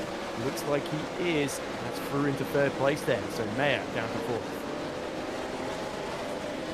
through currently round turn 14 on the run down into the backstretch, what is traditionally known now as the Ulmont Straight. Once more coming into the right-hander U-turn of 16 and 17. Damaso and Mayer not leaving each other alone. They're going to constantly want the position. Mayer's now trying to have a go. He's got the inside line, I believe, coming into that U-turn. Is he going to be able to make it stop? Is he going to be able to make it stick? You can see Damaso's tried to cut back, and has made that work there, Ed. Yeah, Damaso just set him up to switch back up the inside, sort of suckered him, dared him into braking too late there, and it paid off then, so he's able to defend third position. But while these two squabble, 18 seconds behind Angelidis, he is only 2.1 seconds behind Chen then in the battle for the class lead, so these two starting to get left behind here. Yeah, no, a little bit. Damaso's 18 seconds back, if I'm not mistaken, so he's a long way back currently at the moment for Barry Damaso and Meyer. That's what the pit stop cycle has kind of done to everybody, jiggled it all around. Sellers out in front by 12 seconds. We do think he's going to have to stop again coming into the last 16 with Dahlgren, who did stop again. So he's pitted, Dahlgren's pitted once, sorry, it was Funk who pitted again in the Daytona. And of course, Sellers is also into the Daytona as we watch the night sky in the bottom right-hand corner. As literally at the moment, that is practically all we can see. As it just seems like a nice little scenic shot going on in the bottom right-hand side there with Sellers, Tammy and Dahlgren, with Funk and Suvic and Smith, your top six in the Div 3. Still continually battling on here, Ed. And I think the overall it's just been an epic race, hasn't it, for all of these guys? Absolutely. Even Oliver Day in Div 1 2AM with that 77-second gap, he's really fought to build that as big as he can, just to make sure that in case there's any niggles, any little last-minute splash and dash, the 808 is going to be absolutely prepared and will have a nice gap to pit into. How dearly Bradley Sellers would love a gap to pit into, because he just he's been able to gain a second on Tammy, because it was 11 seconds just a few short moments ago, but it's nowhere near as big enough as he would really need it to be realistically. So this splash and dash at the end, it's going to be a very tense moment for Bradley Sellers and Rookie Monsters. Do we think, though, he's going to hang on? If he's been saving fuel, he might be able to. Oh! The 34 gets a bit loose. Yeah, Barry Damaso, I believe that was, with Maya behind. The battle in front of them. Chen's opened up a 2.3 second gap there. And unfortunately for Barry Damaso, was looking a little bit spicy. You can see what the guys can see as we're on the top part there of, I believe that's the roof rear right of Maya. I mean, these guys, yeah, that's very bizarre, isn't it? And then we go down the right-hander of 14, and now on through 15. Avoid that oil drum. He did avoid it, so now we're on the run down the backstretch and doing an absolutely amazing job. That is looking like one of the closest, if not the closest battle on screen on the track at the moment. Is this Maya and Damaso. Ducati looks like he's had a DNF. Oh, that's a big shame, because he was quite away, at least 35 seconds ahead of Adam Gray, who's now going to re-inherit that second position in the number 63. And this is after having to take that penalty at the beginning of the race, of course. So that really shows you can recover from that. He's 3 seconds ahead of Moyne. So now there suddenly could be a little bit of a battle for second in our class at the bottom there, Div 1 and 2AM. But that is a big shame for Ducati, because that's such a shame with 13 minutes to go to lose that second in class. This was the Angus Tong also being serviced in the pits. Yeah, that's going to release Day with an even insurmountable gap that he's got now. Up front, Sellers has got 13, well, back down to 12 seconds. Dahlgren's 35 back, 40 behind that there with Funk. So, yeah, it's going to be quite interesting to see if Sellers has got to come in. Where's he going to be? This is Maya and Damaso. They're still fighting out in the circuits. They're on their way around Big Bend, coming down into the hairpin here. So an incredible job by these guys as they still continue to scrap it out. Obviously the hairpin now has got a nice little hotel overlooking on it they're currently in the modern day. Here to the outside. Oh, he's going to try and go round. He can't. He's not going to be able to get it. Now he's going to try the inside run from Stella's in the pit. 8 down into 9 and 10. Bradley Sellers, Div 3 leader into the pits. It's going to be JT Tammy. It's looking like it's going to be JT Tammy. He's going to get through, I believe. He has done. JT Tammy has taken the lead as we keep an eye on this battle with Maya and DeMarzo as they're on the run now into the right-hander Webster turn. And then there's going to be the left there, and through that one they go, and off through turn 13 and running down into 40. Yeah, and it looks like Maya didn't quite get the exit that he would have wanted then. So Barry DiMarzo recovering well from that. How far behind is Bradley Sellers going to emerge? He's going to come out just a few seconds ahead of Magnus Dahlgren then. So he's got 3 seconds to work with. That's the battle for the last 11 minutes. He's got to push like hell to try and catch JT Tammy. Yeah, I think this could be JT Tammy's win. Come on, JT. Setting up. Sellers fastest lap 3:04.115. JT's 3:06.029. So 2 seconds a lap. And they've only going to have what they do 3-minute lap times, aren't they? 3:06.9. He's only going to have 3.5 laps. Times that by 2. He's only going to have 7 seconds made up if he carries on at 2 seconds, and he's not going to have enough. Yeah, it could really require a mistake from JT Tammy to bring Bradley Sellers into this, but he's already taken quite a bit out on his outlap here. It's gone from 18 seconds to 17.5 then, so Bradley Sellers has got to push to keep his hopes alive here. Second would still be great, but how dearly would he love the win? How dearly would JT Tammy love to deny him? Yeah. It's coming down in 16 seconds. The question is can he hold on to that? Can JT Tammy hold on to the lead? He's going to try. He's got to try in that Corvette C2. And once more, he's doing an absolutely stellar job. Maya's DNF'd. John Mayer is DNF'd. Is there a reason on the screen that we can see?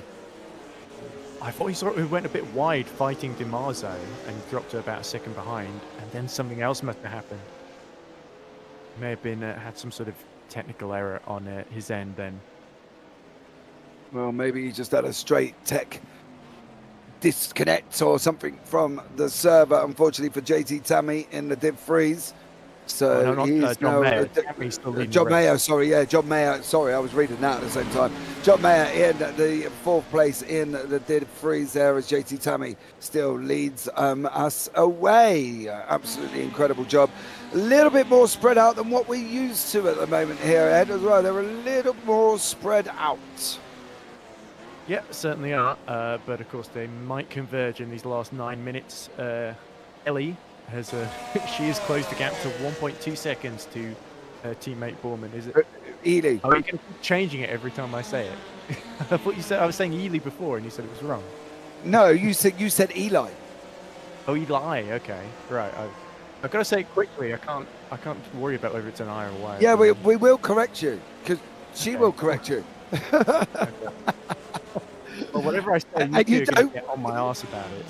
So we're not going to get on any parts of your anatomy. Thank you very much, young sir. As Becky Ely with Ben Borman leading the Div 1 and 2. She's closed up, mind you, though, hasn't she? She's gone, 2.5 seconds down to 1.1 now? Yeah, so Borman might have to be looking in his rear-ring mirrors before too long. Looks like Barker slowly being dropped out of this fight for the lead. He might have to settle for third at this rate in that Div 1 and 2 pro battle.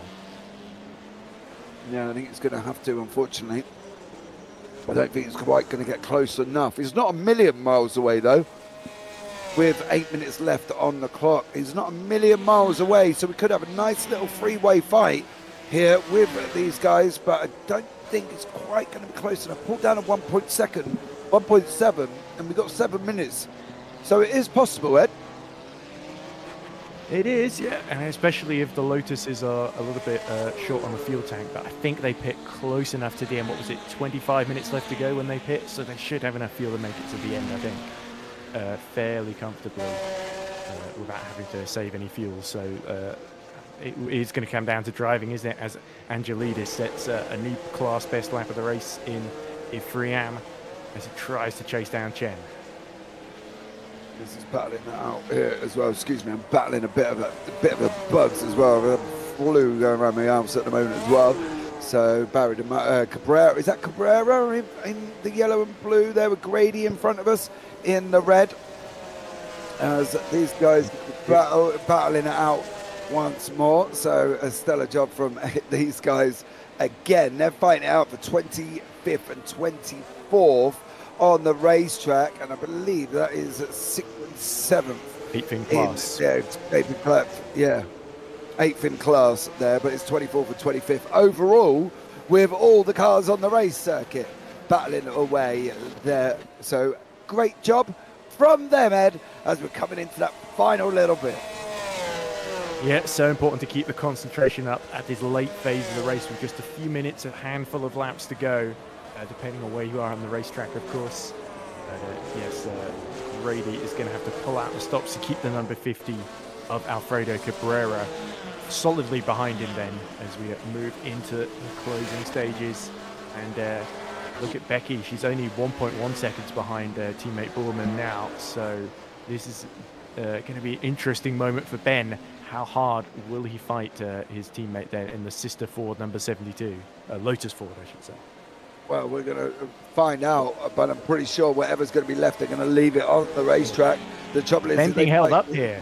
Yeah, they're going to be leaving it on the racetrack. Unfortunately, though, they've got Barker not too far away, as that is... I can't actually see that. It goes too quick. I think it's a 246, isn't it? In front of them at the moment. I believe so. They're getting ready at exactly the wrong moment for Ben Borman there, as he has to back right off at the chicane. And now... goes on the grass as well. Now Becky Ely is only a 10th behind and pulling alongside to the outside. Yeah, Becky Ely is running side by side with Ben Borman down into the hairpin. Hey, I'm not the one saying it wrong. As we go down into the hairpin. Keeps changing it. Excuse me. What dearie me? Oh dear. I think I might have realised what the livery was on Becky's car. That might have just seeing the rear bumper there. Sorry, and a bit of a moment. This is bringing Barker back into it as well. And is that him just behind the lapped car there? Becky tries to get alongside in the 72 and it moves well out of the way. There's the 264. Yeah, Barker's going to be absolutely wishing that machine does get out of the way as fast as possible. As we look back from Ben Borman, that's Ely in behind us. As we're on that run down through Big Ben down into the hairpin at the bottom there. Barker does gets it clear. He's now only 1.1. This could be a nice little freeway fight, as I believe that this should be, depending where the leader is on track, this might actually be these guys' final lap because of their lap times at the current of a 3:12, and they've got run from 13 to 14, 14 to 15 and a U-turn, as Cabrera has got a penalty. So it's possible he just got past Grady as well. Yeah, that could be these guys' final lap, depending where the leader is, as they're around turn 14 and on their run now down to 15 once again before they go down into the U-turn here. So this could be a three-way fight between Borman, Ely and Barker, as JT Tammy is on the race circuit currently, and JT in the number one machine for the Stingray Corvette leading the way as he's on, I believe that's the backside of the circuit, isn't it, currently, to the start-finish straight. So this will be his final lap once again, as JT in that Chevy there. He's done a great job, he utilised the fuel strategy all the time and done an absolutely amazing job. Yeah, he built the gap, and that was really what's put him in this position. Bradley Sutter still catching by about 1.5 seconds per lap, but that's not quick enough to get 12.6 seconds and closing. But he's going to run out of time and run out of laps here. So Bradley Sutters has pushed all he was worth, but just like we saw in Daytona, that late pit stop ended up costing him, and that is the problem with the Shelby Daytona, is that you've really got to build a big enough gap And if you can't do that, then you end up in this position where you're just chasing and running out of time, despite being faster. And Borman really having to get defensive now. There's another lap car in the way. Yeah, Ely right behind him. That's coming up through turn 4, 5, and 6, I believe, before they go on the run round Big Bend. And Going down into the hairpin. Parker to the outside of Ely. They're going to be running through, but there's JT Tammy. He's making the final run here. He's flashing, telling them all to get out the way, please. Here, as he's desperately urging them, so they go 3 wide instead. As JT jeopardizes it, they're 3 wide on the bottom. Oh, Ely's off. Ely's off. Oh no. He's just got it all run down in the hairpin. And Barker takes the lead in Div 1 and 2. Yeah, Ben Barker comes from third to first. And unfortunately for Becky Ely, he just got it all wrong into the hairpin on the bottom right there. He just caught an end of it as JT Tammy is coming through the leader by 10 seconds at the moment as JT. He's done an absolutely amazing job. There is Becky Ely on the top left. Oh, steady there, Borman, as he gets a slide on. He takes the position back from Barker. Keeping an eye on the leader. We're keeping an eye on Borman and Barker and Ely on the bottom. He goes the right-hand side. As these guys continue to scrap right down to the line here once more in what can only be perceived as absolute incredible racing, and a great job from JT Tammy on that run through Big Ben. I believe he's coming down into the hairpin, if I'm not mistaken. Yep. So just a few 40 seconds to go then to separate JT Tammy from victory. But we also see Mountjoy retiring late on. Tom Mountjoy in a Div 3 Am. That's a shame. He would have liked to make it to the end, although he wasn't quite in that lead fight. Jerry Chen looking pretty solid. He's built a big gap to George Angelidis, so he's going to win by 4.4 seconds as things stand. But for Ben Borman, the end cannot come soon enough, because Cameron Barker is just really attacking him all over the back of him like a cheap suit at the moment. But he's going to have, if I'm not mistaken, where is Barker, where is Borman, and not they all should. Barker's ahead. I think, yeah, they should. I'm trying to work out if this is going to be their final lap, because they're in front of JT Tammy on track. But the time's run out, so they're going to have to go. Oh, that is Borman. Unless JT gets through now, through the hairpin, Borman and Barker have got to go one more, while JT Tammy is going to come over and take the checkered flag. So Borman and Barker are going to get one more lap there, and JT Tammy comes over the line at Sebring. He takes the victory for the Div 3s and the overalls. Good old JT Tammy in the Corvette Stingray. Woo! Go JT. Yeah, and it's going to win by about 6-7 seconds over Bradley Sellers. So Sellers will just be wishing there was 2 or 3 more laps in the race. But he does at least hold on to second from Ethan Funk and Magnus Dahlgren in third and fourth. Yeah, they definitely did do there as well. JT Tammy, Sellers, Funk, Dahlgren, Suvik and Hall are your top 6 in the Div 3s. What's happening in the Div 3 AMs? Is Chen over the line yet? As we'll pick up on Jerry Chen. There he is there. It's a bit difficult to see where he is on the racetrack from that shot, to be blatantly honest. I think he's actually... Oh! Like one of the Alpines being sent into the background at the... that looks like the 90-degree right, is it? It's at turn 14, yeah, before they go on a run down the backstretch down into turn 16. Jerry Chen's going to come over and take the win in the Div 3 ANs after fighting it out for most of the race with Angelidis. And now Jerry Chen opened up a 3.1 second gap and has done an absolutely incredible job after the pit stops. He's just kind of broken away. And here comes Jerry Chen from the Flying Kiwi Racing Ferrari, taking that checkered flag in that Div 3 AM category and takes the victory overall in that category. Absolutely stellar job. What's happening? We think Oliver Day's won the Div 1 and Div 2. That's a definite. Now we're going down to Barker and Borman, who are in the Div 1 and 2s. Barker's still leading the way. I don't think Borman's going to get close enough over this final lap, though, Ed. Nope. I think that mistake at the U-turn really cost him. So Cameron Barker just bided his time in third and let the Lotuses run into trouble. And the Alfa Romeo Giulia TZ number 79 has profited as a result then. Yeah, he definitely has.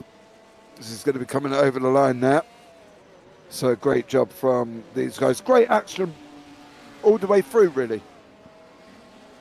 Absolutely, yeah. There wasn't really too many dull moments in this. As we see somebody else getting U-bend catastrophically wrong and rejoining. Ooh, that's not one of the other Lotuses, is it? It's only an odd livery there. Can't tell from this distance. Looks like a dot on there. No, it's one of the black and white. It's the 174, of course. So that can't just. That must be Matthew Overton, of course, and another Alfa Romeo. Just having his own issues down in 28th position, just looking to finish the race. But looks like Barker and Bullman will be some of the last to cross the line then. Through comes Barker and Cameron Barker. Run the line to go. I think there's a couple that haven't finished. Everybody is probably not in the pits at the moment. Has not finished. Barker and Borman. It's a bit hard. Sellers, JT Tammy we know has. Sellers has. Everybody's finished now, apparently. So a great job from all of these go. So Nathaniel McPhee, well done. Oliver Day, yeah, took the victory by an absolutely country mile and fell across the pond. Well done on a great race. Becky, congratulations on your third. Better luck next time. Yep, got it all a little bit wrong in turn 14. We'll be able to bring you up the results very shortly. There they are. Div 3 Thirst with JT Tammy out in front with Bradley Sellers in second. And then you got Ethan Funk, Magnus Dahlgren, Timon Suvic, Brian Hall and Ross Smith. And then in the Div 3 AMS, it's Jerry Chen, George Angelidis and Barry DeMarzo. Then we go down into the Div 3 no, hold on. Where are we? Hold on.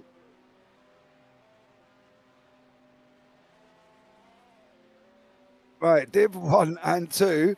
Cam Barker is in first with Ben Borman in second. Becky Ely in third. And Nelko Busanic in fourth. Daniel Herlock fifth.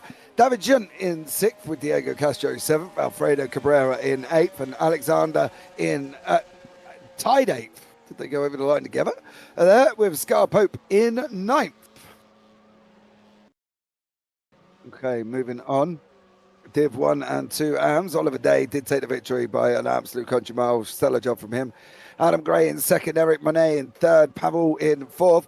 James Bowders fifth. Filippo Marazzi sixth. Stephen Miller in seventh. Felipe Ducati in eighth. He didn't finish, I don't believe. He DNF'd with Santiago Dancourt and Fernando Ferreira DNFing as well. Now, moving on. Is everybody done and dusted? We're going to get a couple of drivers in for a chat. We will be able to have a chat with Ben Borman, who is sitting there with JT Arrive and Drive Tammy and Oliver Day. I tell you what we'll do. We'll bring in Oliver Day very, very shortly and have a chat with them before we head off here as well. Thank you so much for joining us. Don't forget, like, subscribe, turn on the bells and do all that other fancy jazz. That is completely free on YouTube as well, whether you're watching on the CMS or the JPB YouTube channel. Don't forget, hit all of the fancy, lovey-dovey things that allows our channels to grow and absolutely incredible growth as well across both channels. So thank you so much for that one as well. Oliver Day is in the interview room. Oliver, welcome in, buddy. How are you? I'm all right. How are you guys? I'm all right, mate. Not bad at all. Just watched a very interesting race, and I've just watched you go on a Sunday drive round Sebring. Yeah, except for when I hit those oil barrels or somebody gave me a nice little tap on the bum. Yeah, it was all right besides that. Oh, well, you know, what more could you ask for? But you survived and you finished, I think it was by 90 seconds. 93, I think, was the final gap. Yeah, 93 seconds. It's not bad. Anyway, I'm just out there to provide entertainment for you. So 93 seconds gives you a talking point, but I gotta. Well, we did that. Yeah, we had a lot to talk about during that one while we were tracking down your second place. What was it like out there? Because Sebring is a fun circuit in the modern day layout. How is it in the olden, in the 64 layout? I like it a lot, except when people move the hay barrels around, and then you lose your braking points and your turn-in points and things like that. So that adds a bit to it. Well, there we go. And going forward, though, what do we think we're going to see from Oliver Day. You had a couple of fans in the YouTube chat today. Kim D on the 808 was cheering you on, and Nathaniel McPhee said, GG's all well done, O'Day. So a couple of fans out there, bud. Yeah, well, I tell folks, about what's going on here and that it might be some entertaining watching. And yeah, they come out and check it out and they like it. So yeah, that's mostly on you folks too. Well, thank you so much for that one, Oliver. Anyone you want to shout out before we let you go? Kim and Nathaniel, thanks again for watching and supporting. Absolutely, a stellar job. Well, Oliver, thank you so much for joining us there, and much appreciated. And we'll have a catch up as the season goes on. Cheers. Take care. Congrats, Ollie. Right, next up, let's bring in, should we go with Ben Borman? I think we should. As well, we'll have a quick chat with Ben here. Ben, welcome in, dear sir. How are you? I'm great. Great? Almost. Almost great. Almost great. Fantastic race. I want to say congratulations to Cameron. Chucked it away last corner in the last but one lap. Tried to give the lead to Becky, which she took for about half a second. And they got it wrong. Oh, but it was so much fun. Yeah, it looked quite fun. How was it out there in the Lotus? What was it like overall? Beautiful. It's just so much fun to drive. The track has just got bits and pieces you can bounce off nicely, and the Lotus just responds to everything. So it's really quite a lot of fun. Yeah, I bet. Oh. Right, okay. Well, Ben, how was it, the racing coming down into turn 14? The final one but lap. Did you think this could be a 1-2 for you and Becky? Oh, that was looking on for several laps. I was trying not to think about it. I did think about traffic, and I thought we'd be better going through it together rather than stumbling over it one by one. And we just happened to meet the traffic at the S's each lap, and that screwed us over. So what do you think going forward? Where do we think we're going to see yourselves up in the championship going forward? Because, you've still got a long old season calendar, haven't you? There's a lot of racing left to go here. Oh, yeah. And, yeah, we'll want to be fighting for podiums all the time, I think. And I just want to say it was so much fun racing with Becky. And I had a moment just cheering her on as Cameron went off and she came back through.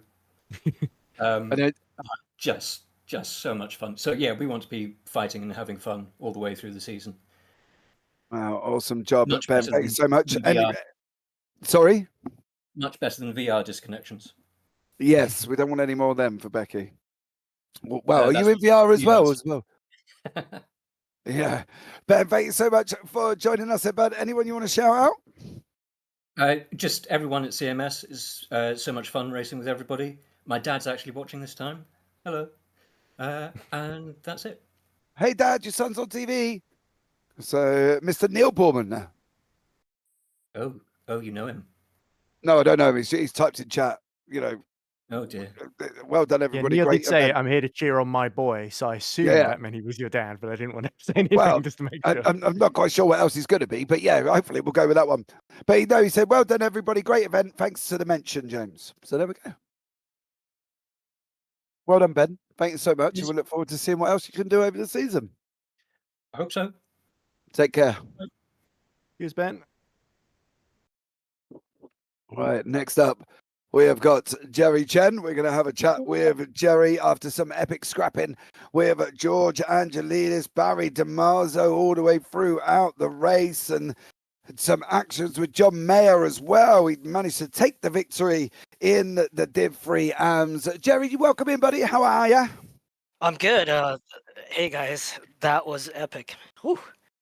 That first, I don't know, like 10, 12 laps, the four of us were just all over each other.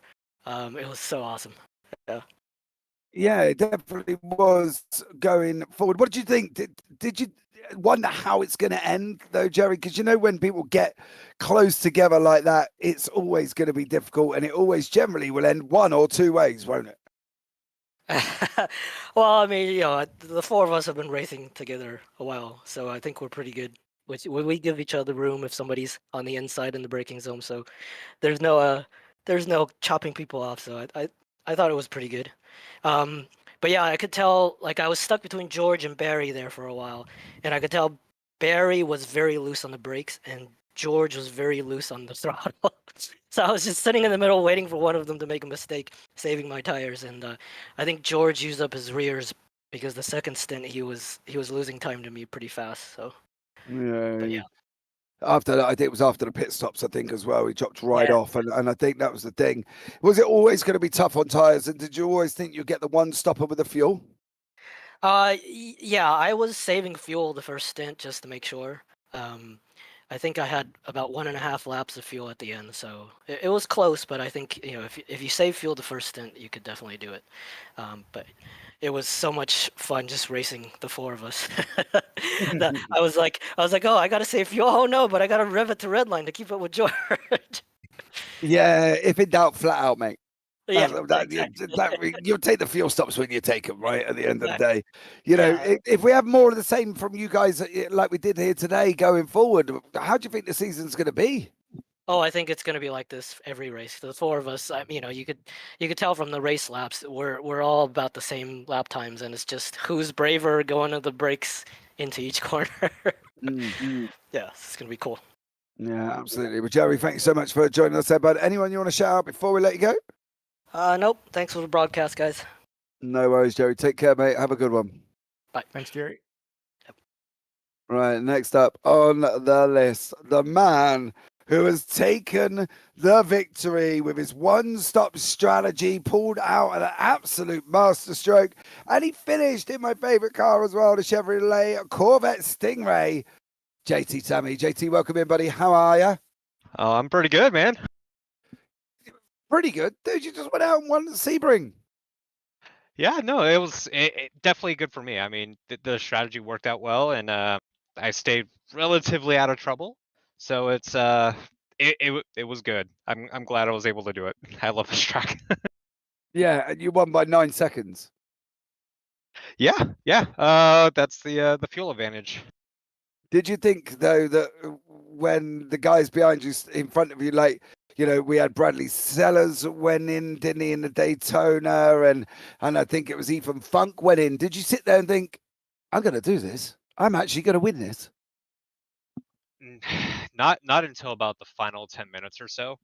I was a bit worried about the Shelby's pace early on to pull enough of a gap to the point where they could catch up to me at the end. Luckily, that wasn't the case for me. But it was definitely a bit of a worry. I had forgot that Bradley was in the Shelby going in the final stint. I thought he was in a Ferrari, so I was actually quite worried that he was going to make it to the end. And based on the timing, it looked like I was possibly going to have to do an extra lap, which I didn't have the fuel for. Yeah, well, you had loads of time, JT. I just want to slow it up a little bit. Make sure you didn't have to do that extra lap there going forward, though. Where do we see the Stingray? You're the only one in the field. Where do we think you're going to be placing it? Oh, I don't know. We've got some tracks up ahead that's going to be quite difficult for me. Just the nature of some of these tracks. I mean, next I believe we're at Targa Floria. Mm-hmm. That's going to be a bit tricky. Spa, I'm not sure on the old layout. I'm expecting hopefully a good run at Le Mans. If the brakes hold up well. But yeah, some of the hill climbs, Goodwood, I think we'll struggle a bit more pace-wise. Did Ross update you what's going to happen at Le Mans at all, JT? No.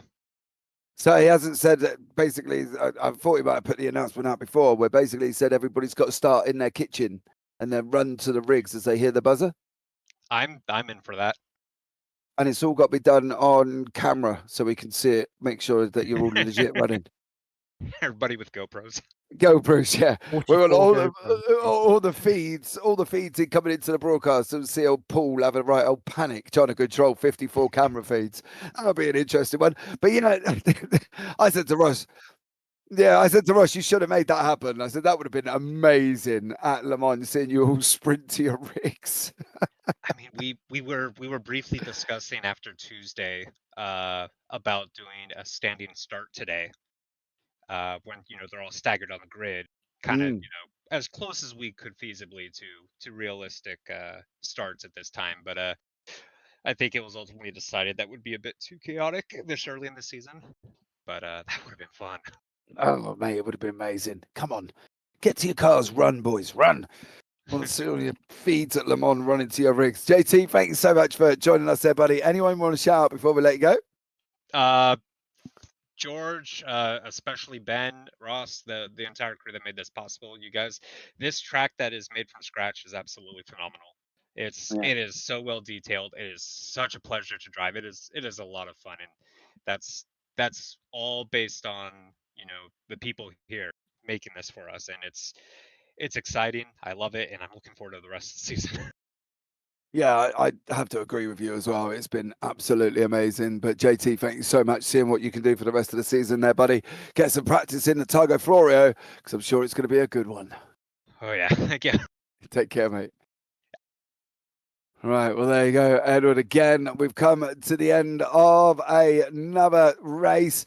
And another very interesting evening, I think. A very traditional-esque circuit is in Sebring. Yeah, exactly. And as JT so rightly pointed out, what a fantastic mod they'd put together there, because it really showed off the very best of this 1964 VWSC sort of championship. And we saw up and down the field that lovely fight with the Div Friams with Chen Angelidis DiMarzo. I think that was definitely a big highlight, but also the fields up and down the field. And of course, that close finish in Div 1 and 2 Pro with Cameron Barker beating the two Lotuses of Boorman and Ellie. Or is it Ely? Ely. There we go. That's why I should have a last stab at it so you can make fun of me. I'm not anyway. saying anything. I'm not saying anything. I'm refraining. Even Paul's refrained, and he's normally the first one to pipe up in our hero. Yeah, I as well. Yeah, he does it quite a lot, mate. You get used to ignoring him by the end of it as well. Right, guys, that's going Anyway, to thanks bring for us. having me on. Yeah, no worries, mate. It's been a pleasure. No worries at all. That's going to bring us to the end of this one. Don't forget, guys, on the 23rd of May, we're off for the Modern for the 120 minutes of Sebring there. That should be an absolutely amazing one. And then we're back on the 30th of March for 3 laps of Targa Florio. So stay tuned in for that one. But thank you so much to everybody that's joined us. Don't forget, like, subscribe, turn on the bells. It's been absolutely amazing having you along. And much love to everybody that's commented in chat. But for now, guys, that's going to bring us to the end of this one. Don't forget, plenty more racing coming up on JBB. We've got no field and about 6 broadcasts going out tomorrow. So if you've got nothing to do on a Sunday and you want to watch great racing, tune in at the JBB YouTube channel as we kick off the morning with some GT3s with the Australian Premier Endurance League. But for now, guys, I've been James Parvitt. I've been alongside Edward Hunter and alongside the man on the cams in the background, Mr. Paul Glover. But for now, guys, from all of us up here at the JPB booth, take care, have a great week, and you never know, we might see you on a track sometime. Good night.